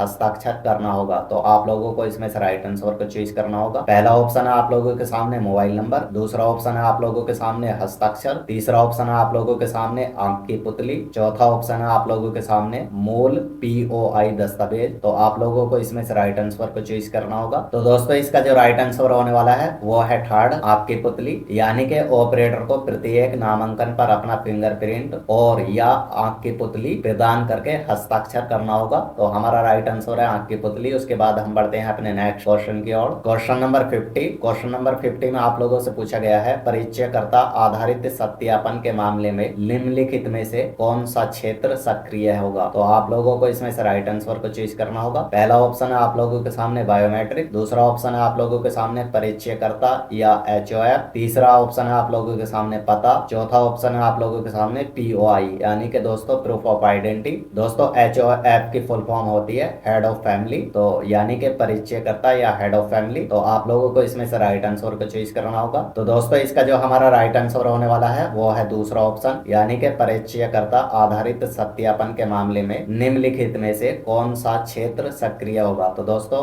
परिचयकर्ता या हेड ऑफ फैमिली हमारा यही राइट आंसर होने वाला है। उसके बाद हम बढ़ते हैं अपने नेक्स्ट क्वेश्चन की ओर। Question number 51। क्वेश्चन नंबर 51 में आप लोगों से पूछा गया है, नामांकन एजेंसियों को बायोमेट्रिक डेटा कैप्चर करने के लिए डैश द्वारा प्रमाणित बायोमेट्रिक उपकरणों का उपयोग करना चाहिए। तो आप लोगों के सामने कुछ ऑप्शन दिए हुए हैं, इसमें से आप लोगों को राइट आंसर को चूज करना होगा। पहला ऑप्शन है आप लोगों के सामने UIDAI। दूसरा ऑप्शन है आप लोगों के सामने STQC। तीसरा ऑप्शन है आप लोगों के सामने मनरेगा। चौथा ऑप्शन है आप लोगों के सामने DOPT। तो आप लोग इसमें से राइट आंसर को चूज करोगे। तो दोस्तों इसका जो हमारा राइट आंसर होने वाला है वो है दूसरा ऑप्शन STQC, क्योंकि दोस्तों जो नामांकन एजेंसियों को बायोमेट्रिक डाटा कैप्चर करने के लिए STQC द्वारा प्रमाणित बायोमेट्रिक उपकरण का उपयोग करना चाहिए। तो हमारा राइट आंसर है STQC। उसके बाद हम बढ़ते हैं अपने नेक्स्ट क्वेश्चन की ओर। दोस्तों आप लोगों को फिर मैं बता रहा हूँ कि आप लोगों को बस इतना ध्यान रखना होगा, यानी कि दोस्तों जो सा भी मैं राइट विकल्प चुना हूँ आप लोगों को बस उसको ही ध्यान रखना होगा। जैसा कि दोस्तों मैंने इसका STQC चुना है, तो आप लोगों को बस इतना ध्यान रखना होगा कि नामांकन एजेंसियों को बायोमेट्रिक डाटा कैप्चर करने के लिए STQC द्वारा प्रमाणित बायोमेट्रिक उपकरणों को उपयोग करना चाहिए। तो आप लोग बस इतना ध्यान रखेंगे। बाकी दोस्तों आप इन तीन विकल्पों को छोड़ दोगे, बस आप लोग जो इसमें राइट विकल्प है आप लोग बस उसको ही ध्यान रखोगे। उसके बाद हम बढ़ते हैं अपने नेक्स्ट क्वेश्चन की ओर। Question number 52। क्वेश्चन नंबर 52 में आप लोगों से पूछा गया है, फिंगरप्रिंट कैप्चर के लिए कैप्चर को सक्षम करने के लिए उंगलियों को डैश पर सही ढंग से स्थित होना चाहिए। तो आप लोगों के सामने कुछ ऑप्शन दिए हुए हैं। पहला ऑप्शन है कागज पर, इंक पैड पर, प्लेटन पर। चौथा ऑप्शन है आप लोगों के सामने फिंगरप्रिंट पैड पर। तो आप लोगों को इसमें से राइट आंसर को चूज करना होगा। तो दोस्तों इसका जो हमारा राइट आंसर होने वाला है वो है थर्ड, प्लेटन पर। यानी कि फिंगरप्रिंट कैप्चर के लिए कैप्चर को सक्षम करने के लिए उंगलियों को प्लेटन पर सही ढंग से स्थित होना चाहिए। उसके बाद बाद दोस्तों हम बढ़ते हैं अपने नेक्स्ट क्वेश्चन की ओर। Question number 53। क्वेश्चन नंबर 53 में आप लोगों से पूछा गया है उंगलियों के निशान खड़े होकर सबसे अच्छे से लिए जाते हैं, तो आप लोगों को इसमें से राइट आंसर को चूज करना होगा। पहला ऑप्शन आप लोगों के सामने सत्य है, दूसरा ऑप्शन आप लोगों के सामने असत्य है। तो दोस्तों इसका जो राइट आंसर होने वाला है वो है पहला ऑप्शन सत्य है, यानी कि दोस्तों उंगलियों के निशान खड़े होकर सबसे अच्छे से लिए जाते हैं, तो यह बात सत्य है। उसके बाद हम बढ़ते हैं अपने नेक्स्ट क्वेश्चन की ओर। Question number 54। क्वेश्चन नंबर 54 में आप लोगों से पूछा गया है फिंगरप्रिंट कैप्चर के लिए कैप्चर को सक्षम करने के लिए उंगलियों को डैश पर सही ढंग से स्थित होना चाहिए, तो आप लोगों को इसमें से राइट आंसर को चूज करना होगा। पहला ऑप्शन है आप लोगों के सामने कागज पर, दूसरा ऑप्शन है आप लोगों के सामने इंक पैड पर, तीसरा ऑप्शन है आप लोगों के सामने पट, चौथा ऑप्शन है आप लोगों के सामने फिंगरप्रिंट पैड पर। तो आप लोगों को इसमें से राइट आंसर को चूज करना होगा। तो दोस्तों इसका जो राइट आंसर होने वाला है वो चौथा है, यानी कि फिंगरप्रिंट पैड पर सही ढंग से स्थित होना चाहिए। तो उसके बाद हम बढ़ते हैं अपने नेक्स्ट क्वेश्चन की ओर। Question number 55। क्वेश्चन नंबर 55 में आप लोगों से पूछा गया है उंगलियों के निशान खड़े होकर सबसे अच्छे से लिए जाता है, तो आप लोगों को इसमें से राइट आंसर को चूज करना होगा। पहला ऑप्शन आप लोगों के सामने सत्य है, दूसरा ऑप्शन आप लोगों के सामने असत्य है। तो दोस्तों इसका जो हमारा राइट आंसर होने वाला है वो है सत्य है। उसके बाद हम बढ़ते हैं अपने नेक्स्ट क्वेश्चन की ओर। क्वेश्चन नंबर 56 में आप लोगों से पूछा गया है चेहरे की छवि कैप्चर करने के लिए नामांकित व्यक्ति के डैश को कैप्चर करने की आवश्यकता है, तो आप लोगों के सामने कुछ ऑप्शन दिए हुए हैं, आप लोगों को इसमें से राइट आंसर को चूज करना होगा। पहला ऑप्शन है दोस्तों आप लोगों के सामने ललाट मुद्रा, दूसरा ऑप्शन है आप लोगों के सामने पार्श्व मुद्रा, तीसरा ऑप्शन है आप लोगों के सामने कोई भी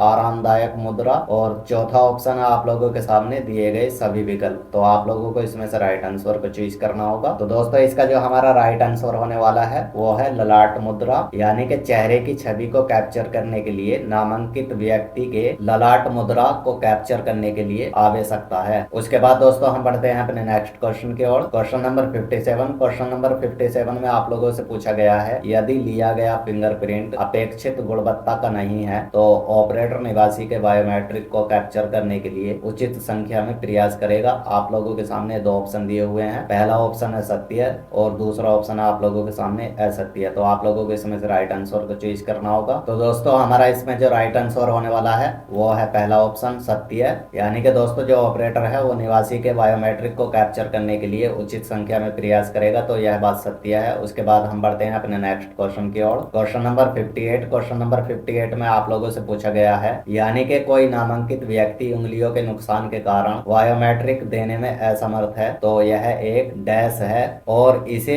इस प्रकार से संभालने की आवश्यकता है। आप लोगों के सामने कुछ ऑप्शन दिए हुए हैं, इसमें से आप लोगों को राइट आंसर को चूज करना होगा, यानी कि आइरिस पर कब्जा, दूसरा ऑप्शन आप लोगों के सामने बायोमेट्रिक अपडेट, तीसरा ऑप्शन आप लोगों के सामने परामर्श, चौथा ऑप्शन है आप लोगों के सामने अपवाद। तो आप लोग इसमें से राइट आंसर को चूज करोगे। तो दोस्तों इसमें हमारा राइट ऑप्शन होने वाला है चौथा, यानी कि अपवाद, क्योंकि दोस्तों कोई भी व्यक्ति उंगलियों के नुकसान के कारण बायोमेट्रिक्स देने में असमर्थ है, तो यह एक अपवाद है और इसे इस प्रकार से संभालने की आवश्यकता है। उसके बाद हम बढ़ते हैं अपने नेक्स्ट क्वेश्चन की ओर। Question number 59। क्वेश्चन नंबर 59 में आप लोगों से पूछा गया है यदि एक या दोनों आंखों पर पट्टी के कारण आइरिस छवि कैप्चर करना संभव नहीं है तो इसे ऑपरेटर द्वारा सिस्टम में रिकॉर्ड किया जाना चाहिए, तो आप लोगों को इसमें से राइट आंसर को चूज करना होगा। पहला ऑप्शन है आप लोगों के सामने सत्य है और दूसरा ऑप्शन है आप लोगों के सामने असत्य है, तो इसमें से आप लोगों को राइट आंसर चूज करना होगा। तो दोस्तों इसका जो राइट आंसर होने वाला है वो है सत्य है। उसके बाद हम बढ़ते हैं अपने नेक्स्ट क्वेश्चन की ओर। Question number 60। क्वेश्चन नंबर 60 में आप लोगों से पूछा गया है यदि निवासी ने अपने हाथ पर मेहंदी लगाई है तो फिंगरप्रिंट छवि को सामान्य रूप से कैप्चर किया जाना चाहिए, तो आप लोगों के सामने दो ऑप्शन दिए हुए हैं, पहला ऑप्शन है सत्य, दूसरा ऑप्शन है असत्य। तो दोस्तों हमारा राइट ऑप्शन है सत्य। हाँ दोस्तों, यदि निवासी ने अपने हाथ पर मेहंदी लगाई है तो फिंगरप्रिंट छवि को सामान्य रूप से कैप्चर करना चाहिए। तो उसके बाद हम बढ़ते हैं अपने नेक्स्ट क्वेश्चन की ओर। Question number 61। क्वेश्चन नंबर 61 में आप लोगों से पूछा गया है फिंगरप्रिंट छवियों को संभालते समय यदि उंगलियां डैश हैं तो इसे सॉफ्टवेयर में दिए गए डेटा में नोट किया जाना चाहिए, तो आप लोगों के सामने कुछ ऑप्शन दिए हुए हैं, पहला ऑप्शन आप लोगों के सामने गुम, दूसरा ऑप्शन आप लोगों के सामने काट कर अलग किया हुआ, तीसरा ऑप्शन आप लोगों के सामने पट्टी, चौथा ऑप्शन आप लोगों के सामने दिए गए सभी विकल्प। तो आप लोगों को इसमें से राइट आंसर को चूज करना होगा। तो दोस्तों इसका जो हमारा राइट आंसर होने वाला है वो है दिए गए सभी विकल्प, यानी कि फिंगरप्रिंट छवियों को संभालते समय यदि उंगलियां गुम, काट कर अलग किया हुआ या पट्टी है तो इसे सॉफ्टवेयर में दिए गए डेटा में नोट किया जाना चाहिए। तो इसका मतलब हमारे दिए गए सभी विकल्प राइट ऑप्शन है। उसके बाद हम बढ़ते हैं अपने नेक्स्ट क्वेश्चन की ओर। Question number 62। क्वेश्चन नंबर 62 में आप लोगों से पूछा गया है, यदि ऑपरेटर खराब रोशनी के कारण चेहरे की छवि लेने में सक्षम नहीं है तो ऑपरेटर को नामांकन स्टेशन को बेहतर रोशनी वाले कमरे में किसी स्थान पर ले जाना चाहिए। तो आप लोगों के सामने दो ऑप्शन दिए हुए हैं। पहला ऑप्शन है सत्य है, दूसरा ऑप्शन है असत्य है। तो दोस्तों इसका जो हमारा राइट आंसर होने वाला है वो है सत्य है। तो आप लोगों से इसमें पूछा गया था, यदि ऑपरेटर खराब रोशनी के कारण चेहरे की छवि लेने में सक्षम नहीं है तो ऑपरेटर को नामांकन स्टेशन को बेहतर रोशनी वाले कमरे में किसी स्थान पर ले जाना चाहिए। तो यह बात सत्य है। उसके बाद हम बढ़ते हैं अपने नेक्स्ट क्वेश्चन की ओर। Question number 63। क्वेश्चन नंबर 63 में आप लोगों से पूछा गया है, यदि आवेदक की बंधी हुई उंगलियों को फिंगरप्रिंट छवि के लिए कैप्चर किया जाना है तो ऑपरेटर को डैश करना चाहिए। तो आप लोगों के सामने कुछ ऑप्शन दिए हुए हैं, आप लोगों को इसमें से राइट आंसर को चूज करना होगा। पहला ऑप्शन है आप लोगों के सामने छवि में पट्टी को काटे। दूसरा ऑप्शन है आप लोगों के सामने शेष उंगलियों के फिंगरप्रिंट कैप्चर करे। तीसरा ऑप्शन है आप लोगों के सामने पट्टीदार उंगली की छवि को अलग से और अन्य उंगलियों को अलग से कैप्चर करे और दोनों छवियों को समूहित करे। चौथा ऑप्शन है आप लोगों के सामने दिए गए सभी विकल्प। तो आप लोगों को इसमें से राइट आंसर को चूज करना होगा। तो दोस्तों इसका जो हमारा राइट आंसर होने वाला है वो है दूसरा, शेष उंगलियों के फिंगरप्रिंट कैप्चर करे। तो दोस्तों इसमें आप लोगों से पूछा गया था, यदि आवेदक की बंधी हुई उंगलियों को फिंगरप्रिंट छवि के लिए कैप्चर किया जाना है तो ऑपरेटर को शेष उंगलियों के फिंगरप्रिंट कैप्चर करना चाहिए। उसके बाद हम बढ़ते हैं अपने नेक्स्ट क्वेश्चन की ओर। Question number 64। क्वेश्चन नंबर 64 में आप लोगों से पूछा गया है, यदि सूखेपन के कारण नामांकित व्यक्ति के लिए उंगलियों के निशान की मानक छवियां संभव नहीं है तो ऑपरेटर को नामांकित व्यक्ति से विनम्रता अपना चेहरा धोने के लिए कहना चाहिए। तो आप लोगों के सामने दो ऑप्शन दिए हुए हैं। पहला ऑप्शन है सत्य, दूसरा ऑप्शन है असत्य। तो आप लोगों को इसमें से राइट आंसर को चूज करना होगा। तो दोस्तों इसका जो हमारा राइट आंसर होने वाला है वो है असत्य, क्योंकि दोस्तों यदि सूखेपन के कारण नामांकित व्यक्ति के लिए उंगलियों के निशान की मानक छवियां संभव नहीं है तो ऑपरेटर को नामांकित व्यक्ति से विनम्रता पूर्वक अपना चेहरा धोने के लिए कहना चाहिए। यह बात असत्य है। उसके बाद हम बढ़ते हैं अपने नेक्स्ट क्वेश्चन की ओर। Question number 65। क्वेश्चन नंबर 65 में आप लोगों से पूछा गया है, यदि प्लेटन पर लिया गया फिंगरप्रिंट अपेक्षित गुणवत्ता का नहीं है तो ऑपरेटर निवासी के बायोमेट्रिक्स को कैप्चर करने के लिए उचित संख्या में प्रयास करेगा। तो आप लोगों के सामने दो ऑप्शन दिए हुए हैं। पहला ऑप्शन है आप लोगों के सामने सत्य है, दूसरा ऑप्शन है आप लोगों के सामने असत्य है। तो आप लोगों को इसमें से राइट आंसर को चूज करना होगा। तो दोस्तों इसका जो हमारा राइट आंसर होने वाला है वो है सत्य है। उसके बाद हम बढ़ते हैं दोस्तों अपने नेक्स्ट क्वेश्चन की ओर। Question number 66। क्वेश्चन नंबर 66 में आप लोगों से पूछा गया है, यदि किसी विकृति या बीमारी के कारण आइरिस छवि लेना संभव नहीं है तो ऑपरेटर को निवासी को आंखों का ऑपरेशन कराने के लिए कहना चाहिए। आप लोगों के सामने दो ऑप्शन दिए हुए हैं। पहला ऑप्शन है सत्य, दूसरा ऑप्शन है असत्य। तो आप लोगों को इसमें से राइट आंसर को चूज करना होगा। तो दोस्तों इसका जो राइट आंसर होने वाला है वो है असत्य, क्योंकि दोस्तों किसी भी विकृति या बीमारी के कारण आइरिस छवि लेना संभव नहीं है तो ऑपरेटर को निवासी को आंखों का ऑपरेशन कराने के लिए नहीं कहना चाहिए। उसके बाद हम बढ़ते हैं अपने नेक्स्ट क्वेश्चन की ओर। Question number 67। क्वेश्चन नंबर 67 में आप लोगों से पूछा गया है, दी गई छवि में दृष्टि प्रकार को पहचाने। दृष्टि का मतलब होता है दोस्तों गलती, यानी कि दी गई छवि में गलती को पहचाने। तो आप लोगों के सामने कुछ ऑप्शन दिए हुए हैं। आप लोगों को इसमें से राइट आंसर को चूज करना होगा। पहला ऑप्शन है आप लोगों के सामने संभावित आयु फोटो ईमेल। दूसरा ऑप्शन है आप लोगों के सामने संभावित लिंग फोटो ईमेल। तीसरा ऑप्शन है आप लोगों के सामने खराब गुणवत्ता वाली फोटो, गलत फोटो। चौथा ऑप्शन है आप लोगों के सामने फोटो का फोटो। तो आप लोगों को इसमें से राइट आंसर को चूज करना होगा। तो दोस्तों इसमें हमारा राइट आंसर होने वाला है पहला, यानी कि संभावित आयु फोटो बीमेल। उसके बाद दोस्तों हम बढ़ते हैं अपने नेक्स्ट क्वेश्चन की ओर। Question number 68। क्वेश्चन नंबर 68 में आप लोगों से पूछा गया है, दी गई छवि में दृष्टि प्रकार को पहचाने, यानी कि दोस्तों गलती को पहचाने। तो आप लोगों के सामने कुछ ऑप्शन दिए हुए हैं। आप लोगों को इसमें से राइट आंसर को चूज करना होगा। पहला ऑप्शन आप लोगों के सामने खराब गुणवत्ता वाली फोटो, गलत फोटो। दूसरा ऑप्शन आप लोगों के सामने नाम एवं पते में दृष्टि संभव। तीसरा ऑप्शन है आप लोगों के सामने संबंध दृष्टि।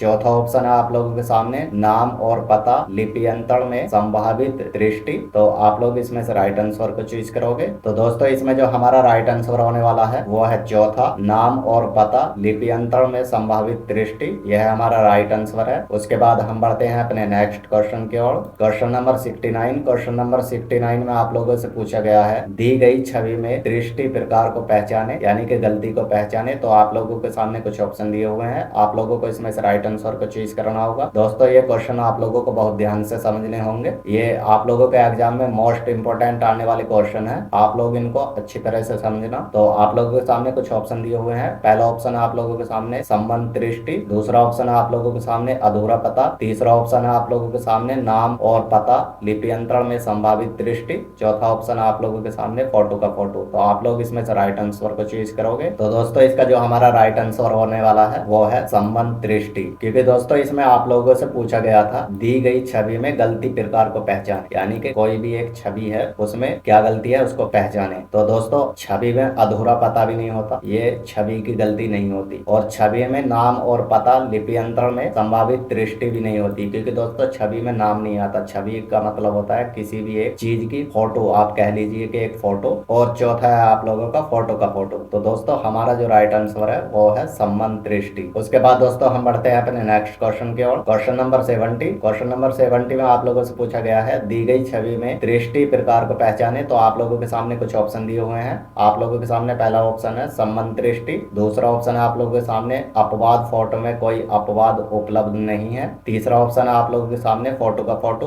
और चौथा ऑप्शन है आप लोगों के सामने अधूरा पता। तो दोस्तों जो आप लोगों के एग्जाम में ये क्वेश्चन आएंगे उसमें आप लोगों को चित्र भी दिखाई देंगे, तो आप लोग उससे थोड़ा और आसान समझ जाओगे। तो जो मैं आप लोगों को इसमें बता रहा हूँ, इसमें आप लोगों के सामने कोई पिक वगैरह नहीं दी है, आप लोगों को बस इसमें से ऐसे ही राइट आंसर को चुनना होगा। अगर आप लोग इस प्रकार से इस वीडियो को देखकर इस चीज को समझ जाते हो तो आप लोगों का एग्जाम में पास होना बहुत आसान होने वाला है। तो आप लोग इसमें से राइट आंसर को चूज करोगे, तो मैं आप लोगों को इसमें राइट आंसर बताने वाला हूँ। तो दोस्तों इसका जो राइट आंसर है वो है फोटो का फोटो, ये हमारा राइट आंसर है। उसके बाद हम बढ़ते हैं अपने नेक्स्ट क्वेश्चन की ओर। Question number 71। क्वेश्चन नंबर 71 में आप लोगों से पूछा गया है, दी गई छवि में दृष्टि प्रकार को पहचाने। तो आप लोगों को इसमें से राइट आंसर को चूज करना होगा। पहला ऑप्शन है आप लोगों के सामने अपवाद फोटो में खराब गुणवत्ता, दूसरा ऑप्शन है आप लोगों के सामने अपवाद फोटो में कोई अपवाद उपलब्ध नहीं है, तीसरा ऑप्शन है आप लोगों के सामने अपवाद फोटो में वस्तु, चौथा ऑप्शन है आप लोगों के सामने अपवाद फोटो में फोटो का फोटो। तो आप लोगों को इसमें से राइट आंसर को चूज करना होगा। तो दोस्तों इसमें जो हमारा राइट आंसर होने वाला है वो है दूसरा,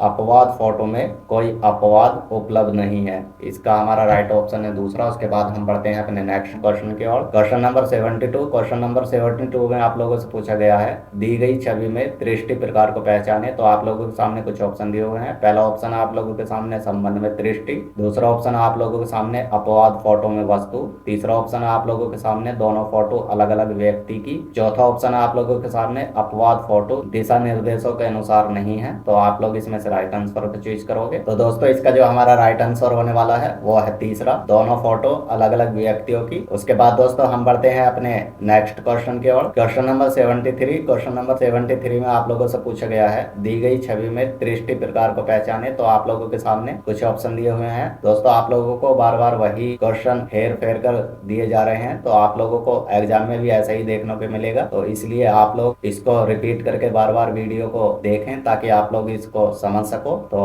आप लोगों के सामने कुछ ऑप्शन दिए हुए हैं, आप लोगों को इसमें से राइट आंसर को चूज करना होगा। पहला ऑप्शन है आप लोगों के सामने संबंध दृष्टि, दूसरा ऑप्शन है आप लोगों के सामने अपवाद फोटो में वस्तु, तीसरा ऑप्शन है आप लोगों के सामने दोनों फोटो अलग अलग व्यक्तियों की, चौथा ऑप्शन है आप लोगों के सामने अपवाद फोटो दिशा निर्देशों के अनुसार नहीं है। तो आप लोगों को इसमें से राइट आंसर को चूज करना होगा। तो दोस्तों इसका जो हमारा राइट आंसर होने वाला है वो है चौथा, अपवाद फोटो दिशा निर्देशों के अनुसार नहीं है। उसके बाद हम बढ़ते हैं अपने नेक्स्ट क्वेश्चन की ओर। Question number 74। क्वेश्चन नंबर 74 में आप लोगों से पूछा गया है, रिलेशनशिप एरर क्या है। तो आप लोगों के सामने कुछ ऑप्शन दिए हुए हैं, आप लोग इसमें से राइट आंसर को चूज करोगे। पहला ऑप्शन आप लोगों के सामने जब पिता और पुत्री के पते में मेल ना हो, दूसरा ऑप्शन आप लोगों के सामने जब पता अनुभाग में दिया गया संबंध निवासी के दिए गए लिंक या फोटो से मेल नहीं खाता है, तीसरा ऑप्शन है आप लोगों के सामने जब किसी परिवार में सदस्यों के चेहरे मोहरे मेल नहीं खाते हो, चौथा है आप लोगों के सामने जब कोई महिला अपने पूर्व पति का नाम अपने आधार में दर्ज कराती है। तो आप लोग इसमें से राइट आंसर को चूज करोगे। तो दोस्तों जो हमारा रिलेशनशिप एरर होता है वो हमारा दूसरा ऑप्शन राइट है, जब पता अनुभाग में दिया गया संबंध निवासी के दिए गए लिंक या फोटो से मेल नहीं खाता है, तो इसलिए हमारा रिलेशनशिप एरर होता है। उसके बाद हम बढ़ते हैं अपने नेक्स्ट क्वेश्चन की ओर। Question number 75। क्वेश्चन नंबर 75 में आप लोगों से पूछा गया है, आप अधूरे पते की पहचान कैसे करते हैं, यानी कि आप जो अधूरा पता होता है उसकी पहचान कैसे करते हैं। तो आप लोगों के सामने कुछ ऑप्शन दिए हुए हैं, आप लोगों को इसमें से राइट आंसर को चूज करना होगा। पहला ऑप्शन आप लोगों के सामने, यदि 3 से कम स्थान दिए गए हों तो आप क्या इसको अधूरा पता मानेंगे। दूसरा ऑप्शन है आप लोगों के सामने, यदि मील का पत्थर नहीं दिया गया है। तीसरा ऑप्शन है आप लोगों के सामने, यदि सड़क क्रमांक अंकित नहीं है। चौथा ऑप्शन है आप लोगों के सामने, यदि कार्यालय का पता नहीं दिया गया है। तो दोस्तों आप लोगों को इसमें से राइट आंसर को चूज करना होगा। तो दोस्तों इसका जो हमारा राइट आंसर होने वाला है वो है, यदि 3 से कम स्थान दिए गए हैं तो वह अधूरे पते की पहचान माना जाता है। उसके बाद हम बढ़ते हैं अपने नेक्स्ट क्वेश्चन की ओर। Question number 76। तो क्वेश्चन नंबर 76 में आप लोगों से पूछा गया है, निम्नलिखित में से किसे धोखाधड़ी माना जाता है। तो आप लोगों के सामने कुछ ऑप्शन दिए हुए हैं, आप लोगों को इसमें से राइट आंसर को चूज करना होगा। पहला ऑप्शन आप लोगों के सामने, यदि अधूरा पता दर्ज किया गया है। दूसरा ऑप्शन आप लोगों के सामने, निवासी की आयु गलत दर्ज करना। तीसरा ऑप्शन आप लोगों के सामने, फोटो का फोटो ले रहे हैं। चौथा ऑप्शन है आप लोगों के सामने, धुंधली तस्वीर खींच रहा है। तो आप लोग इसमें से राइट आंसर को चूज करोगे। तो दोस्तों इसका जो हमारा राइट आंसर होने वाला है वो तीसरा, फोटो का फोटो ले रहा है, यह धोखाधड़ी माना जाता है। उसके बाद हम बढ़ते हैं अपने नेक्स्ट क्वेश्चन की ओर। Question number 77। क्वेश्चन नंबर 77 में आप लोगों से पूछा गया है, एक निवासी बॉलीवुड हस्तियों में से एक की प्रशंसा करता है, वह ऑपरेटर से अनुरोध करता है कि वह उसके आधार में उसकी फोटो के बजाय सेलिब्रिटी की छवि संकलन करे। क्या ऑपरेटर निवासी के अनुरोध पर सहमत हो सकता है। तो आप लोगों के सामने दो ऑप्शन दिए हुए हैं, पहला ऑप्शन आप लोगों के सामने हाँ, दूसरा ऑप्शन आप लोगों के सामने नहीं। तो दोस्तों इसका जो हमारा राइट ऑप्शन होने वाला है वो है नहीं, ऐसा बिल्कुल भी ऑपरेटर नहीं कर सकता। उसके बाद दोस्तों हम बढ़ रहे हैं अपने नेक्स्ट क्वेश्चन की ओर। Question number 78। क्वेश्चन नंबर 78 में आप लोगों से पूछा गया है, नामांकन छवि में एक अपवाद फोटो कोई अपवाद नहीं दिखाता, ऑपरेटर को निम्नलिखित में से कौन सा विकल्प चिन्हित करना चाहिए। तो आप लोगों के सामने कुछ ऑप्शन दिए हुए हैं, आप लोगों को इसमें से राइट आंसर को चूज करना होगा। पहला ऑप्शन है दोस्तों आप लोगों के सामने, कोई उंगलियां गायब नहीं। दूसरा ऑप्शन है आप लोगों के सामने, अपवाद फोटो में कोई अपवाद उपलब्ध नहीं है। तीसरा ऑप्शन है आप लोगों के सामने, अपवाद फोटो में कोई अपवाद उपलब्ध नहीं है। चौथा ऑप्शन है आप लोगों के सामने, कोई अपवाद नहीं देखा गया। तो आप लोग इसमें से राइट आंसर को चूज करोगे। तो दोस्तों इसका जो हमारा राइट आंसर होने वाला है वो है दूसरा, यानी कि अपवाद फोटो में कोई अपवाद उपलब्ध नहीं है। तो यह हमारा राइट ऑप्शन है। यानी कि दोस्तों आप लोगों से इसमें पूछा गया था, नामांकन छवि में एक अपवाद फोटो कोई अपवाद नहीं दिखाता, ऑपरेटर को निम्नलिखित में से कौन सा विकल्प चिन्हित करना चाहिए। तो आप लोगों को अपवाद फोटो में कोई अपवाद उपलब्ध नहीं है, यह वाला ऑप्शन चिन्हित करना चाहिए। उसके बाद हम बढ़ते हैं अपने नेक्स्ट क्वेश्चन की ओर। Question number 79। क्वेश्चन नंबर 79 में आप लोगों से पूछा गया है, अपवाद फोटो के स्थान पर कोई वस्तु होने पर आप निम्नलिखित में से कौन सा विकल्प चेक करेंगे। तो आप लोगों के सामने कुछ ऑप्शन दिए हुए हैं, पहला ऑप्शन है आप लोगों के सामने, अपवाद फोटो में वस्तु। दूसरा ऑप्शन है आप लोगों के सामने, दोनों फोटो अलग अलग व्यक्तियों की। तीसरा ऑप्शन है आप लोगों के सामने, अपवाद फोटो दिशा निर्देशों के अनुसार नहीं है। चौथा ऑप्शन है आप लोगों के सामने, अपवाद फोटो में खराब गुणवत्ता। तो आप लोगों को इसमें से राइट आंसर को चूज करना होगा। तो दोस्तों इसका जो हमारा राइट आंसर होने वाला है वो है पहला, अपवाद फोटो में वस्तु। यानी कि दोस्तों इसमें आप लोगों से पूछा गया था, अपवाद फोटो के स्थान पर कोई वस्तु होने पर आप निम्नलिखित में से कौन सा विकल्प चेक करेंगे। तो आप लोग अपवाद फोटो में वस्तु ही तो चेक करोगे, तो इसलिए हमारा यह ऑप्शन राइट ऑप्शन है। उसके बाद हम बढ़ते हैं अपने नया क्वेश्चन की ओर। Question number 80। क्वेश्चन नंबर 80 में आप लोगों से पूछा गया है, निम्नलिखित में से कौन सा फोटो ऑफ फोटो दृष्टि है, यानी कि गलती है। तो आप लोगों के सामने कुछ ऑप्शन दिए हुए हैं, आप लोगों को इसमें से राइट ऑप्शन को चूज करना होगा। पहला ऑप्शन है दोस्तों आप लोगों के सामने, फोटो की हार्ड कॉपी। दूसरा ऑप्शन है आप लोगों के सामने, मॉनिटर पर फोटो। तीसरा ऑप्शन है आप लोगों के सामने, मोबाइल डिवाइस पर फोटो। चौथा ऑप्शन है आप लोगों के सामने, पत्रिका पर फोटो। तो आप लोग इसमें से राइट ऑप्शन को चूज करोगे। तो नीचे आप लोगों के सामने कुछ विकल्प दिए हुए हैं, आप लोगों को इसमें से बताना होगा कौन सा ऑप्शन राइट ऑप्शन है। तो जैसे कि दोस्तों इसमें दिया हुआ है केवल मैं, दूसरे में दिया हुआ है मैं, द्वितीय और तृतीय, तीसरे में दिया हुआ है द्वितीय और तृतीय, चौथे में दिया हुआ है दिए गए सभी विकल्प। तो आप लोगों को इसमें से राइट विकल्प को चूज करना होगा। तो दोस्तों इसका जो राइट आंसर होने वाला है वो है चौथा, यानी कि दिए गए सभी विकल्प। तो दोस्तों फोटो की हार्ड कॉपी भी एक गलती है, मॉनिटर पर फोटो फोटो भी एक गलती है, मोबाइल डिवाइस पर फोटो भी एक गलती है और पत्रिका पर फोटो भी एक गलती है। तो इसलिए हमारे दिए गए सभी विकल्प राइट ऑप्शन है। उसके बाद हम बढ़ते हैं अपने नेक्स्ट क्वेश्चन की ओर।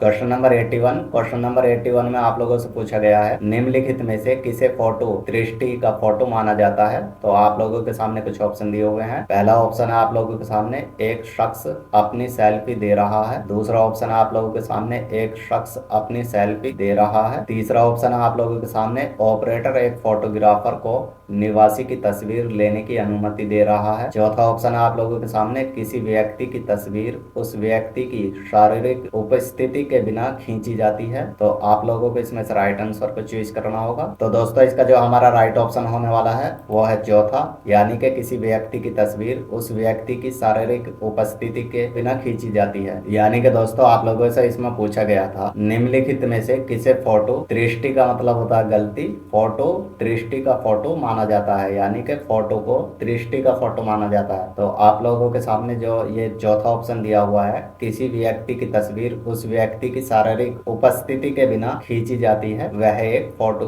दृष्टि का फोटो माना जाता है। उसके बाद दोस्तों हम बढ़ते हैं अपने नेक्स्ट क्वेश्चन की ओर। Question number 82। क्वेश्चन नंबर 82 में आप लोगों से पूछा गया है, निम्नलिखित में से किस प्रकार के फोटो को अपवाद फोटो में खराब गुणवत्ता के रूप में चिन्हित किया गया है। तो आप लोगों के सामने कुछ ऑप्शन दिए हुए हैं। आप लोगों को इसमें से राइट आंसर को चूज करना होगा। पहला ऑप्शन है आप लोगों के सामने, खराब हास्यता वाली फोटो। दूसरा ऑप्शन है आप लोगों के सामने, वस्तु के साथ एक फोटो। तीसरा ऑप्शन है आप लोगों के सामने, एक फोटो जो अपवाद दिखाती है। चौथा ऑप्शन है आप लोगों के सामने, एक तस्वीर जो बिना किसी अपवाद के व्यक्ति को दिखाती है। तो आप लोग इसमें से राइट आंसर को चूज करोगे। तो दोस्तों इसका जो हमारा राइट ऑप्शन होने वाला है वो है पहला। उसके बाद दोस्तों हम बढ़ते हैं अपने नेक्स्ट क्वेश्चन की ओर। Question number 83। क्वेश्चन नंबर 83 में आप लोगों से पूछा गया है, शांति 65 साल की महिला है, अपने खराब स्वास्थ्य के कारण वह आधार के लिए नामांकन कराने के लिए नामांकन केंद्र पर आने में असमर्थ है। उसके बेटे को उसकी पासपोर्ट तस्वीर मिलती है, जिसे आधार के लिए उसकी तस्वीर के रूप में लिया जा सकता है। क्या ऐसे परिस्थितियों में फोटो का फोटो लेना अनिवार्य है। तो आप लोगों के सामने दो ऑप्शन दिए हुए हैं। पहला ऑप्शन है हाँ, क्योंकि निवासी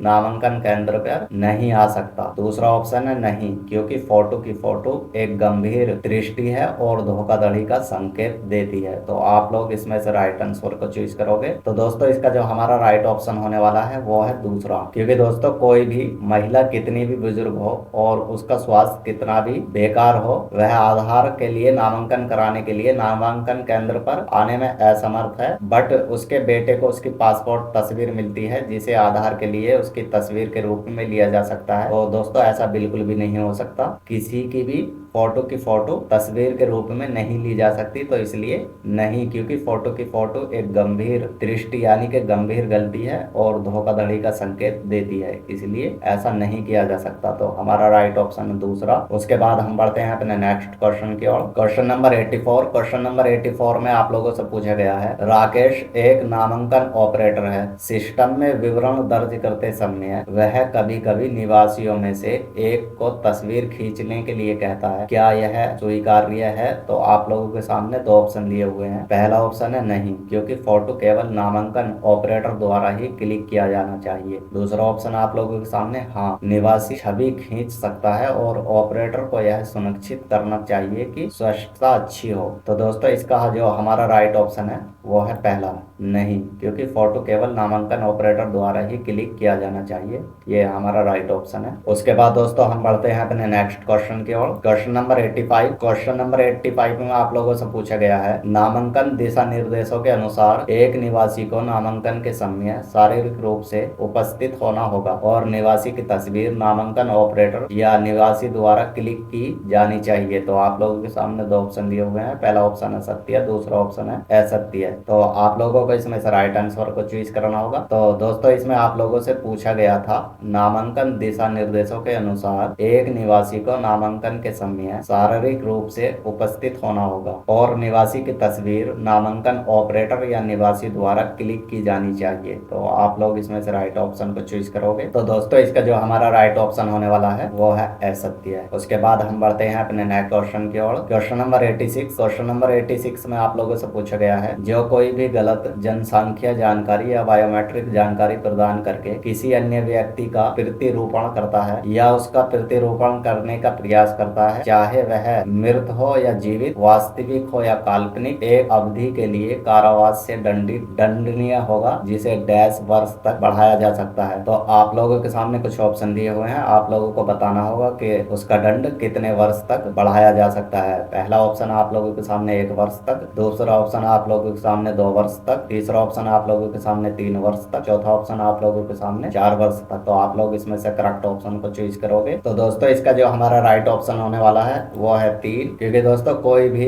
गलत जनसांख्यिकीय जानकारी या बायोमेट्रिक जानकारी प्रदान करके किसी अन्य व्यक्ति का प्रतिरूपण करता है या उसका प्रतिरूपण करने का प्रयास करता है, चाहे वह मृत हो या जीवित, वास्तविक हो या काल्पनिक, एक अवधि के लिए कारावास से दंडनीय होगा, जिसे 3 वर्ष तक बढ़ाया जा सकता है। उसके बाद हम बढ़ते हैं अपने नेक्स्ट क्वेश्चन की ओर। Question number 87। क्वेश्चन नंबर 87 में आप लोगों से पूछा गया है, जो कोई भी जनसंख्या जानकारी या बायोमेट्रिक जानकारी प्रदान करके किसी अन्य व्यक्ति का प्रतिरूपण करेगा या उसका प्रतिरूपण करने का प्रयास करेगा, चाहे वह मृत हो या जीवित, वास्तविक हो या काल्पनिक, जुर्माने से दंडनीय होगा, जो डैश रुपये तक बढ़ाया जा सकता है। तो आप लोगों को इसमें से राइट आंसर को चूज करना होगा। पहला ऑप्शन आप लोगों के सामने 5000, दूसरा ऑप्शन आप लोगों के सामने 10,000, तीसरा ऑप्शन आप लोगों के सामने 20,000, चौथा ऑप्शन आप लोगों के सामने 50,000। तो दोस्तों इसका जो हमारा राइट ऑप्शन है वो है 50,000। उसके बाद हम बढ़ते हैं अपने नेक्स्ट क्वेश्चन की ओर। Question number 88। क्वेश्चन नंबर 88 में आप लोगों से पूछा गया है, जो कोई भी आधार संख्या धारक को नुकसान पहुंचाने या शरारत करने के इरादे से या आधार संख्या धारक की पहचान को हथियाने के इरादे से किसी भी जनसांख्यिकीय जानकारी या बायोमेट्रिक जानकारी को बदलता है या बदलने का प्रयास करता है, आधार संख्या धारक किसी अन्य व्यक्ति, मृत या जीवित, वास्तविक या काल्पनिक, का प्रतिरूपण करके या उसका प्रतिरूपण करने का प्रयास करके एक अवधि के लिए कारावास से दंडनीय होगा, जिसे डैश वर्ष तक बढ़ाया जा सकता है और जुर्माना भी लगाया जा सकता है, जो 10,000 रुपये तक बढ़ सकता है। तो दोस्तों इसका जो हमारा राइट ऑप्शन होने वाला है वो है 10,000। उसके बाद हम बढ़ते हैं अपने नेक्स्ट क्वेश्चन की ओर। Question number 88। क्वेश्चन नंबर 88 में आप लोगों से पूछा गया है, जो कोई भी आधार संख्या धारक को नुकसान पहुंचाने या शरारत करने के इरादे से या आधार संख्या धारक की पहचान को हथियाने के इरादे से किसी भी जनसंख्या जानकारी या बायोमेट्रिक जानकारी को बदलता है या बदलने का प्रयास करता है, आधार संख्या धारक किसी अन्य व्यक्ति, मृतक या जीवित, वास्तविक या काल्पनिक, का प्रतिरूपण करके या उसका प्रतिरूपण करने का प्रयास करके एक अवधि के लिए कारावास से दंडनीय होगा, जिसे डैश वर्ष तक बढ़ाया जा सकता है और जुर्माना भी लगाया जा सकता है, जो 10,000 रुपये तक बढ़ सकता है। तो आप लोगों को इसमें से राइट ऑप्शन को चूज करना होगा कि उसका दंडनीय अपराध जो है वो कितने वर्ष तक बढ़ाया जा सकता है। तो आप लोगों के सामने पहला ऑप्शन दिया हुआ है 1 वर्ष, दूसरा ऑप्शन दिया हुआ है 2 वर्ष, तीसरा ऑप्शन दिया हुआ है 3 वर्ष, चौथा ऑप्शन दिया हुआ है 4 वर्ष। तो आप लोग इसमें से करेक्ट ऑप्शन को चूज करोगे। तो दोस्तों इसमें जो हमारा राइट ऑप्शन होने वाला है वो है तीसरा,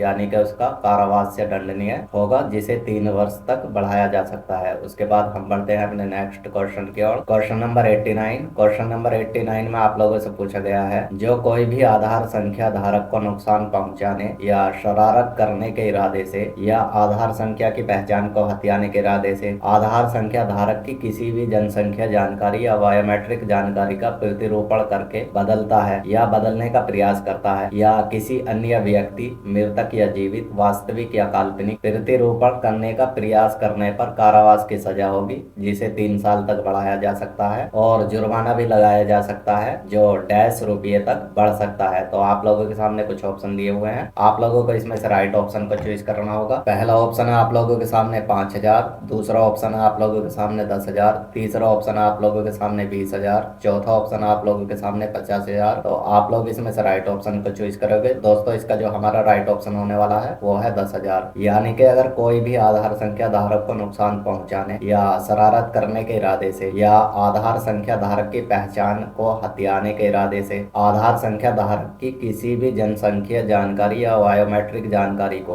प्रतिरूपण करके बदलता है या बदलने का प्रयास करता है, या किसी अन्य व्यक्ति मृतक या जीवित, वास्तविक या काल्पनिक का प्रतिरूपण करने का प्रयास करने पर कारावास की सजा होगी, जिसे 3 साल तक बढ़ाया जा सकता है और जुर्माना भी लगाया जा सकता है जो 10,000 रुपए तक बढ़ सकता है। उसके बाद दोस्तों हम बढ़ते हैं अपने नेक्स्ट क्वेश्चन की ओर। Question number 90। क्वेश्चन नंबर 90 में आप लोगों से पूछा गया है, ऐसी कंपनी के मामले में जो इस अधिनियम के प्रावधानों के तहत पहचान की जानकारी एकत्र करने के लिए अधिकृत नहीं है, शब्दों, आचरण या आचरण से यह दिखावा करती है कि वह ऐसा करने के लिए अधिकृत है, उसे जुर्माने से दंडित किया जाएगा जो डैश तक बढ़ाया जा सकता है रुपये में। तो आप लोगों के सामने कुछ ऑप्शन दिए हुए हैं, आप लोगों को इसमें से राइट ऑप्शन को चूज करना होगा। पहला ऑप्शन आप लोगों के सामने 10,000, दूसरा ऑप्शन आप लोगों के सामने 50,000, तीसरा ऑप्शन आप लोगों के सामने 1 लाख, चौथा ऑप्शन आप लोगों के सामने 2 लाख। तो आप लोग इसमें से राइट ऑप्शन को चूज करोगे। तो दोस्तों इसका जो हमारा राइट ऑप्शन होने वाला है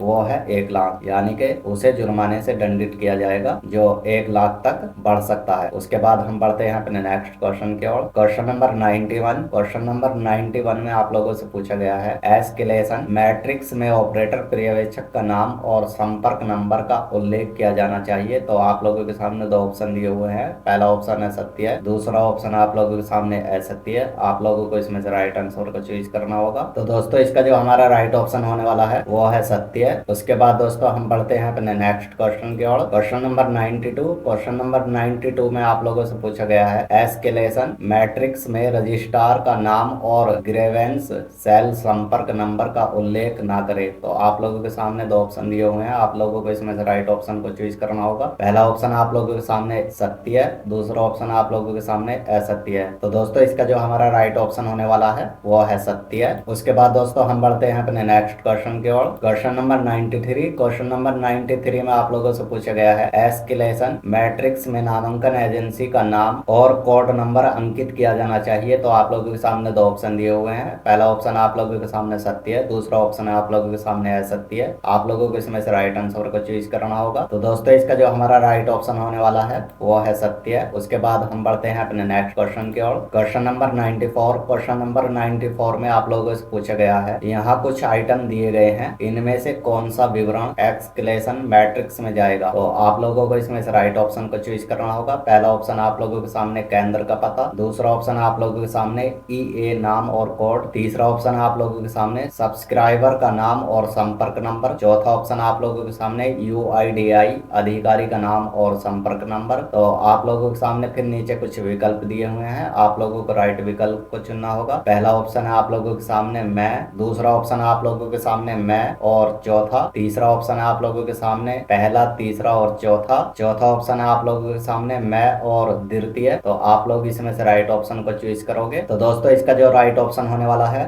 वो है हमारा चौथा, यानी कि मैं और द्वितीय। यानी कि दोस्तों इसमें आप लोगों से पूछा गया था, यहाँ कुछ आइटम दिए गए हैं, इनमें से कौन सा विवरण एस्केलेशन मैट्रिक्स में जाएगा। तो जो आप लोगों के सामने पहला ऑप्शन दिया हुआ है, एक तो केंद्र का पता जाएगा, और जो आप लोगों के सामने दिया हुआ है द्वितीय यानी कि ईए नाम और कोड जाएगा। ये हमारे राइट ऑप्शन है। उसके बाद हम बढ़ते हैं अपने नेक्स्ट क्वेश्चन की ओर। Question number 95। क्वेश्चन नंबर 95 में आप लोगों से पूछा गया है, यहाँ कुछ आइटम दिए गए हैं, इनमें से कौन सा विवरण एस्केलेशन मैट्रिक्स में जाएगा। तो आप लोगों के सामने कुछ ऑप्शन दिए हुए हैं, पहला ऑप्शन है केंद्र का पता, दूसरा ऑप्शन आप लोगों के सामने ईए नाम और कोड, तीसरा ऑप्शन आप लोगों के सामने पर्यवेक्षक का नाम और संपर्क नंबर, चौथा ऑप्शन आप लोगों के सामने रजिस्ट्रार नोडल अधिकारी का नाम और संपर्क नंबर। तो आप लोगों को इसमें से राइट ऑप्शन को चूज करना होगा। तो दोस्तों इसका जो राइट ऑप्शन होने वाला है वो है हमारा तीसरा ऑप्शन, यानी कि पहला, तीसरा और चौथा। तो इसमें आप लोगों से पूछा गया है, यहाँ कुछ आइटम दिए गए हैं, इनमें से कौन सा विवरण एस्केलेशन मैट्रिक्स में जाएगा। तो पहला तो जाएगा दोस्तों केंद्र का पता, तीसरा जाएगा हमारा पर्यवेक्षक का नाम और संपर्क नंबर, और चौथा जाएगा दोस्तों हमारा रजिस्ट्रार नोडल अधिकारी का नाम और संपर्क नंबर। उसके बाद दोस्तों हम बढ़ते हैं अपने नेक्स्ट क्वेश्चन की ओर। Question number 96। क्वेश्चन नंबर 96 में आप लोगों से पूछा गया है, यहाँ कुछ आइटम दिए गए हैं, इनमें से कौन सा विवरण एस्केलेशन मैट्रिक्स में जाएगा। तो आप लोगों के सामने कुछ ऑप्शन दिए हुए हैं, आप लोगों को इसमें से राइट ऑप्शन को चूज करना होगा। पहला ऑप्शन आप लोगों के सामने केंद्र का पता। दोस्तों ये क्वेश्चन वही है बट इसको हेर फेर कर दिया जा रहा है, तो आप लोगों को इसको माइंड में बैठाना होगा। तो पहला ऑप्शन आप लोगों के सामने केंद्र का पता, दूसरा ऑप्शन आप लोगों के सामने ऑपरेटर का नाम और संपर्क नंबर, तीसरा ऑप्शन आप लोगों के सामने सामने पर्यवेक्षक का नाम और संपर्क नंबर। चौथा ऑप्शन आप लोगों के सामने रजिस्ट्रार नोडल अधिकारी का नाम और संपर्क नंबर। तो नीचे आप लोगों को फिर कुछ विकल्प दिए हुए हैं, आप लोगों को इसमें से राइट विकल्प को चूज करना होगा। तो दोस्तों इसका जो हमारा राइट ऑप्शन होने वाला है वो है दूसरा,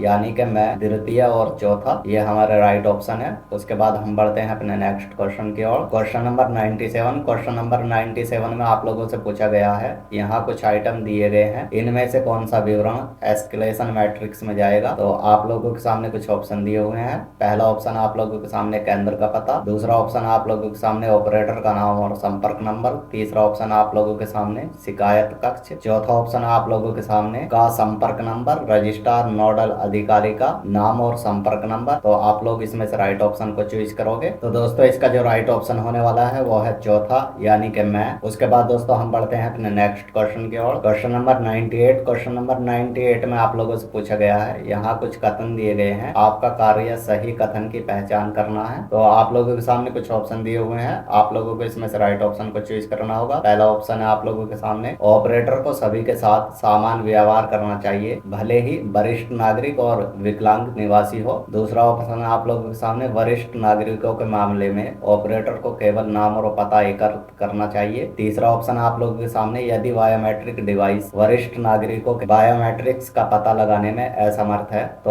ऑपरेटर को पते का प्रमाण एकत्र करना चाहिए। चौथा ऑप्शन है आप लोगों के सामने, ऑपरेटर को अपवाद को स्पष्ट रूप से दर्शाते हुए अपवाद की तस्वीर खींचनी चाहिए। तो आप लोगों के सामने कुछ ऑप्शन दिए हुए हैं, आप लोगों को इसमें से राइट ऑप्शन को चूज करना होगा। पहला ऑप्शन है दोस्तों आप लोगों के सामने मैं और द्वितीय, दूसरा ऑप्शन है आप लोगों के सामने द्वितीय और तृतीय, तीसरा ऑप्शन है आप लोगों के सामने चतुर्थ, चौथा ऑप्शन है आप लोगों के सामने मैं। तो आप लोगों को इसमें से राइट ऑप्शन को चूज करना होगा। तो दोस्तों इसमें जो राइट ऑप्शन होने वाला है वो है चौथा, यानी कि मैं, यानी कि यहाँ पर आप लोगों से पूछा गया था आपका कार्य सही कथन की पहचान करना है। तो आप लोगों के सामने कुछ ऑप्शन दिए हुए थे। तो पहला ऑप्शन था दोस्तों आप लोगों के सामने, ऑपरेटर को सभी के साथ समान व्यवहार करना चाहिए, भले ही वह वरिष्ठ नागरिक हो और विकलांग निवासी हो। तो दोस्तों चाहे वह कोई भी हो, ऑपरेटर को सबके साथ समान व्यवहार करना चाहिए। तो हमारा यह सही कथन है, तो इसलिए दोस्तों मैं राइट ऑप्शन है। उसके बाद हम बढ़ते हैं अपने नेक्स्ट क्वेश्चन की ओर। Question number 99। क्वेश्चन नंबर 99 में आप लोगों से पूछा गया है, यहाँ कुछ कथन दिए गए हैं, आपका कार्य सही कथन की पहचान करना है। तो आप लोगों के सामने पहला ऑप्शन दिया हुआ है, यदि बायोमेट्रिक्स डिवाइस वरिष्ठ नागरिकों के बायोमेट्रिक्स का पता लगाने में असमर्थ है तो ऑपरेटर को फोर्स कैप्चर विकल्प का प्रयास करना चाहिए। दूसरा ऑप्शन आप लोगों के सामने, वरिष्ठ नागरिकों के मामले में ऑपरेटर को उन्हें प्राथमिकता उपचार देना चाहिए। तीसरा ऑप्शन है आप लोगों के सामने, यदि बायोमेट्रिक्स डिवाइस वरिष्ठ नागरिकों के बायोमेट्रिक्स का पता लगाने में असमर्थ है, डिवाइस का उपयोग करके केवल फोटो ले। चौथा ऑप्शन है आप लोगों के सामने, ऑपरेटर को सभी के साथ समान व्यवहार करना चाहिए, भले ही वरिष्ठ नागरिक और विकलांग निवासी हो। तो आप लोगों के सामने कुछ ऑप्शन दिए हुए हैं, आप लोगों को इसमें से राइट ऑप्शन को चूज करना होगा। तो दोस्तों इसमें जो हमारा राइट ऑप्शन होने वाला है वो है मैं और द्वितीय, यानी कि आप लोगों से पूछा गया था, आप लोगों को बस इसमें से सही कथन को चुनना है। तो हमारा जो सही कथन है दोस्तों, एक तो पहला है, यदि बायोमेट्रिक डिवाइस वरिष्ठ नागरिकों के बायोमेट्रिक्स का पता लगाने में असमर्थ है तो ऑपरेटर को फोर्स कैप्चर विकल्प का प्रयास करना चाहिए। और दूसरा है, वरिष्ठ नागरिकों के मामले में ऑपरेटर को उन्हें प्राथमिकता उपचार देना चाहिए। तो ये दोनों हमारे सही कथन है। उसके बाद दोस्तों हम बढ़ते हैं अपने नेक्स्ट क्वेश्चन की ओर। Question number 100। क्वेश्चन नंबर 100 में आप लोगों से पूछा गया है, आधार पुनर्प्राप्ति प्रक्रिया का उद्देश्य क्या है। तो आप लोगों के सामने कुछ ऑप्शन दिए हुए हैं, आप लोगों को इसमें से राइट ऑप्शन को चूज करना होगा। पहला ऑप्शन है आप लोगों के सामने, निवासियों को अपने आधार को लिंक या सीड करने के लिए जल्दी हो सकती है। दूसरा ऑप्शन है आप लोगों के सामने, 90 दिन बाद भी पत्र गंतव्य तक नहीं पहुंचता। तीसरा ऑप्शन है आप लोगों के सामने, निवासी अपनी EID UID खो देता है। और चौथा ऑप्शन है आप लोगों के सामने दिए गए सभी विकल्प। तो दोस्तों आप लोगों को इसमें से राइट ऑप्शन को चूज करना होगा। तो इसमें जो हमारा राइट ऑप्शन है वो है दिए गए सभी विकल्प, यानी कि आधार पुनर्प्राप्ति प्रक्रिया का उद्देश्य क्या है। तो दोस्तों निवासियों को अपने आधार को लिंक या सीड करने की जल्दी हो सकती है, उसके लिए भी आधार पुनर्प्राप्ति प्रक्रिया का उद्देश्य हो सकता है। दूसरा है दोस्तों, 90 दिन बाद भी पत्र गंतव्य तक नहीं पहुंचता, तो उसके लिए भी पुनर्प्राप्ति प्रक्रिया का उद्देश्य हो सकता है। तीसरा ऑप्शन है दोस्तों, निवासी अपनी EID UID नंबर खो देता है, तो उस कंडीशन में भी आधार पुनर्प्राप्ति की प्रक्रिया का उद्देश्य हो सकता है। तो इसलिए हमारे दिए गए सभी विकल्प राइट ऑप्शन है। उसके बाद हम बढ़ते हैं अपने नेक्स्ट क्वेश्चन की ओर। Question number 101। क्वेश्चन नंबर 101 में आप लोगों से पूछा गया है आधार बनाने में कितने दिन लगते हैं। तो आप लोगों के सामने कुछ ऑप्शन दिए हुए हैं, आप लोगों को इसमें से राइट ऑप्शन को चूज करना होगा। पहला ऑप्शन है दोस्तों आप लोगों के सामने नामांकन के दिन से 90 दिन तक। दूसरा ऑप्शन है आप लोगों के सामने विवरण का सत्यापन पूरा होने के अगले दिन से 30 दिन। और तीसरा ऑप्शन है आप लोगों के सामने EA से UIDAI द्वारा नामांकन पैकेज प्राप्त होने के दिन से 1 सप्ताह। और चौथा ऑप्शन है आप लोगों के सामने जिस दिन EA UIDAI को नामांकन पैकेज भेजता है उस दिन से 30 दिन बाद। तो आप लोगों को इसमें से राइट ऑप्शन को चूज करना होगा। तो दोस्तों इसमें जो हमारा राइट ऑप्शन होने वाला है वो है पहला, यानी कि नामांकन के दिन से 90 दिन तक जो आधार बनाने का समय होता है उसमें 90 दिन तक का समय लगता है। उसके बाद हम बढ़ते हैं अपने नेक्स्ट क्वेश्चन की ओर। Question number 102। क्वेश्चन नंबर 102 में आप लोगों से पूछा गया है आधार की डिलीवरी में 90 दिन तक का समय लगता है। तो आप लोगों के सामने दो ऑप्शन दिए हुए हैं। पहला ऑप्शन आप लोगों के सामने सत्य है, दूसरा ऑप्शन आप लोगों के सामने असत्य है। तो आप लोगों को इसमें से राइट ऑप्शन को चूज करना होगा। तो इसका दोस्तों हमारा जो राइट ऑप्शन होने वाला है वो है पहला, यानी कि दोस्तों आप लोगों से इसमें पूछा गया था आधार की डिलीवरी में 90 दिन तक का समय लगता है। यानी कि दोस्तों जो आप लोगों को आधार कार्ड बाई पोस्ट के जरिए भेजा जाता है तो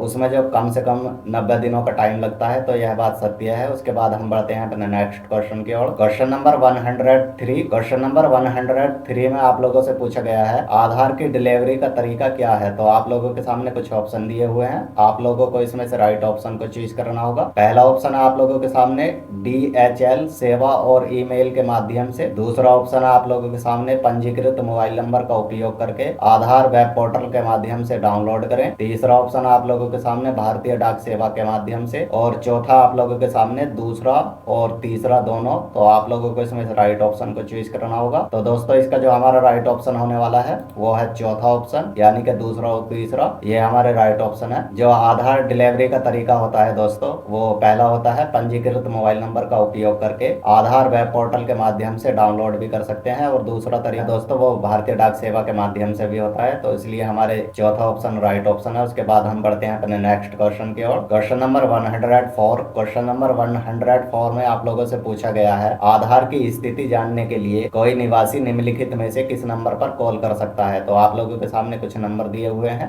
आप लोगों को इसमें से राइट ऑप्शन को चूज करना होगा। पहला ऑप्शन है आप लोगों के सामने 1947। दूसरा ऑप्शन है आप लोगों के सामने 5556 तीसरा ऑप्शन है आप लोगों के सामने 5196 चौथा ऑप्शन है आप लोगों के सामने 1952। तो आप लोगों को इसमें से राइट ऑप्शन को चूज करना होगा। तो दोस्तों इसमें हमारा राइट ऑप्शन होने वाला है पहला, यानी कि आधार की स्थिति जानने के लिए कोई भी निवासी 1947 पर कॉल कर सकता है। तो हमारा राइट ऑप्शन है 1947। उसके बाद बढ़ते हैं हम अपने नेक्स्ट क्वेश्चन की ओर। Question number 105। क्वेश्चन नंबर 105 में आप लोगों से पूछा गया है एक निवासी का आधार पत्र खो गया और नामांकन ID EID उपलब्ध है। यानी कि जो निवासी था उसका आधार कार्ड खो गया और उसके पास नामांकन ID और EID उपलब्ध है। SMS के माध्यम से आधार स्थिति के लिए अनुरोध करने की प्रक्रिया क्या है। तो आप लोगों के सामने कुछ ऑप्शन दिए हुए हैं, आप लोगों को इसमें से राइट ऑप्शन को चूज करना होगा। पहला ऑप्शन है दोस्तों आप लोगों के सामने UID स्टेटस 14 अंक EID SMS करे और 5196 पर भेजे। दूसरा ऑप्शन है आप लोगों के सामने UID स्टेटस 28 अंक EID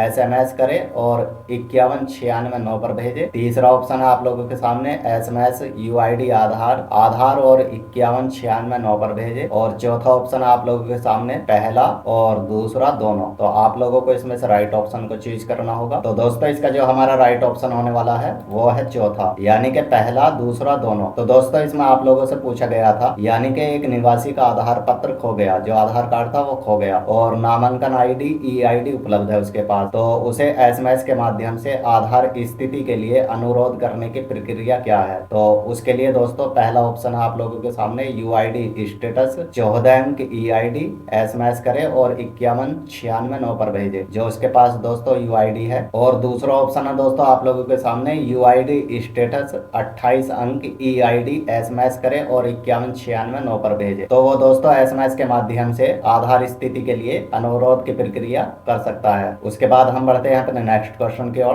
question number 106। Question number 106 में आप लोगों से पूछा गया है, कोई निवासी अपने आधार की स्थिति जानने के लिए 5196 पर एसएमएस कर सकता है। तो आप लोगों के सामने दो ऑप्शन दिए हुए हैं। पहला ऑप्शन है सत्य, दूसरा ऑप्शन है असत्य। तो आप लोगों को इसमें से राइट ऑप्शन को चूज करना होगा। तो दोस्तों इसका जो हमारा राइट ऑप्शन होने वाला है वो है सत्य, यानी कि कोई भी निवासी अपने आधार की स्थिति जानने के लिए 5196 पर एसएमएस कर सकता है। तो यह हमारा राइट ऑप्शन है। उसके बाद हम बढ़ते हैं अपने नेक्स्ट क्वेश्चन की ओर। Question number 107। क्वेश्चन नंबर 107 में आप लोगों से पूछा गया है, रेनू ने आधार कार्ड के लिए आवेदन किया। उसने एक नामांकन केंद्र में अपना जनसंख्या और बायोमेट्रिक विवरण दिया। यानी कि जो रेनू थी उसने आधार कार्ड के लिए आवेदन किया और उसने एक नामांकन केंद्र पर अपना जनसंख्या और बायोमेट्रिक विवरण दिया। विवरण संसाधित करने और रेनू को आधार भेजने में कितने दिन लगते हैं? तो आप लोगों के सामने कुछ ऑप्शन दिए हुए हैं। आप लोगों को इसमें से राइट ऑप्शन को चूज करना होगा। पहला ऑप्शन है दोस्तों आप लोगों के सामने 40 दिन तक, दूसरा ऑप्शन है आप लोगों के सामने 50 दिन तक, तीसरा ऑप्शन है आप लोगों के सामने 70 दिन तक, चौथा ऑप्शन है आप लोगों के सामने 90 दिनों तक। तो आप लोगों को इसमें से राइट ऑप्शन को चूज करना होगा। तो दोस्तों इसका हमारा जो राइट ऑप्शन होने वाला है वो है चौथा, यानी कि 90 दिनों तक। इसमें आप लोगों से पूछा गया था दोस्तों, जो रेनू है उसने आधार कार्ड के लिए आवेदन किया और उसने एक नामांकन केंद्र में अपना जनसंख्या और बायोमेट्रिक विवरण दिया। यानी कि जहां आधार कार्ड बनने थे वहां उसने अपनी जनसंख्या और बायोमेट्रिक विवरण दिया। विवरण संसाधित करने और रेनू को आधार भेजने में कितने दिन लगते हैं? तो दोस्तों कम से कम 90 दिनों का टाइम लगता है इसमें। तो हमारा राइट ऑप्शन है चौथा। उसके बाद हम बढ़ते हैं अपने नेक्स्ट क्वेश्चन की ओर।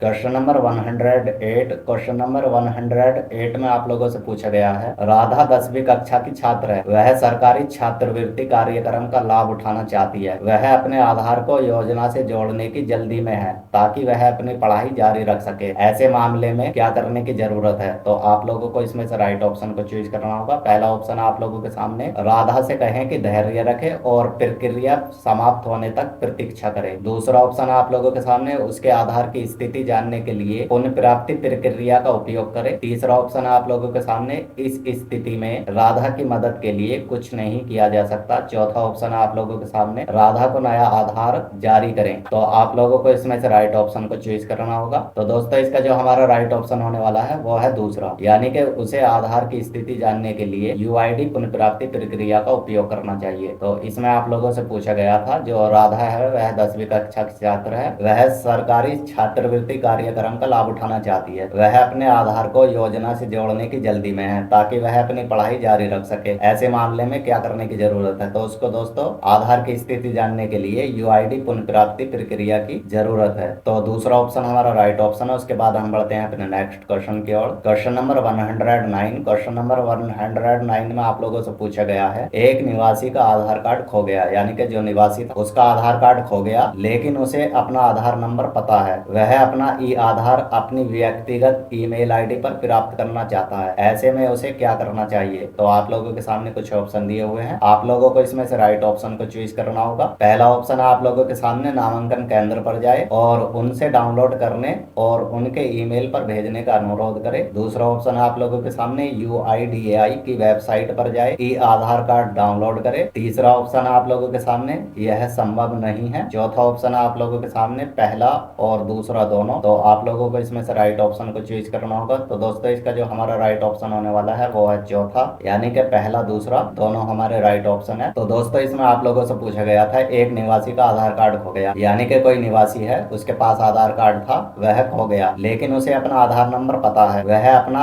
ई आधार अपनी व्यक्तिगत ईमेल आईडी पर प्राप्त करना चाहता है। यानी कि जो उसका आधार नंबर है वह उसको अपनी ईमेल आईडी पर प्राप्त करना चाहता है। ऐसे में उसे क्या करना चाहिए? तो सबसे पहला काम दोस्तों उसको करना चाहिए कि नामांकन केंद्र पर जाए जहां आधार कार्ड बनाए जाते हैं और उनसे डाउनलोड करने और उनके ईमेल पर भेजने का अनुरोध करे। यानी कि नामांकन केंद्र पर जाए और उनसे कहे कि मेरा आधार कार्ड डाउनलोड कर दो और उसको फिर मेरी ईमेल आईडी पर भेज दो। तो पहला काम तो दोस्तों वह यह कर सकता है। और दूसरा है यूआईडीआई की वेबसाइट पर जाए, ई आधार कार्ड डाउनलोड कर ले। यानी कि इस वाली वेबसाइट पर जाकर अपना आधार कार्ड डाउनलोड कर ले। तो यह दोनों काम वह कर सकता है दोस्तों। तो इसलिए हमारा पहला और दूसरा ऑप्शन राइट ऑप्शन है। उसके बाद हम बढ़ते हैं अपने नेक्स्ट क्वेश्चन की ओर। Question number 110। क्वेश्चन नंबर 110 में आप लोगों से पूछा गया है, एक निवासी ने ईआईडी और यूआईडी दोनों नंबर खो दिए। यानी कि जो आधार नंबर था और यूआईडी नंबर था वह दोनों नंबर उसने खो दिए। उसके बाद दोस्तों वह अपना आधार पुनः प्राप्त करने के लिए उसे निम्नलिखित में से किस वेबसाइट पर जाने की आवश्यकता सकता है। तो आप लोगों के सामने कुछ वेबसाइट दी हुई हैं, आप लोगों को इसमें से राइट वेबसाइट को चूज करना होगा।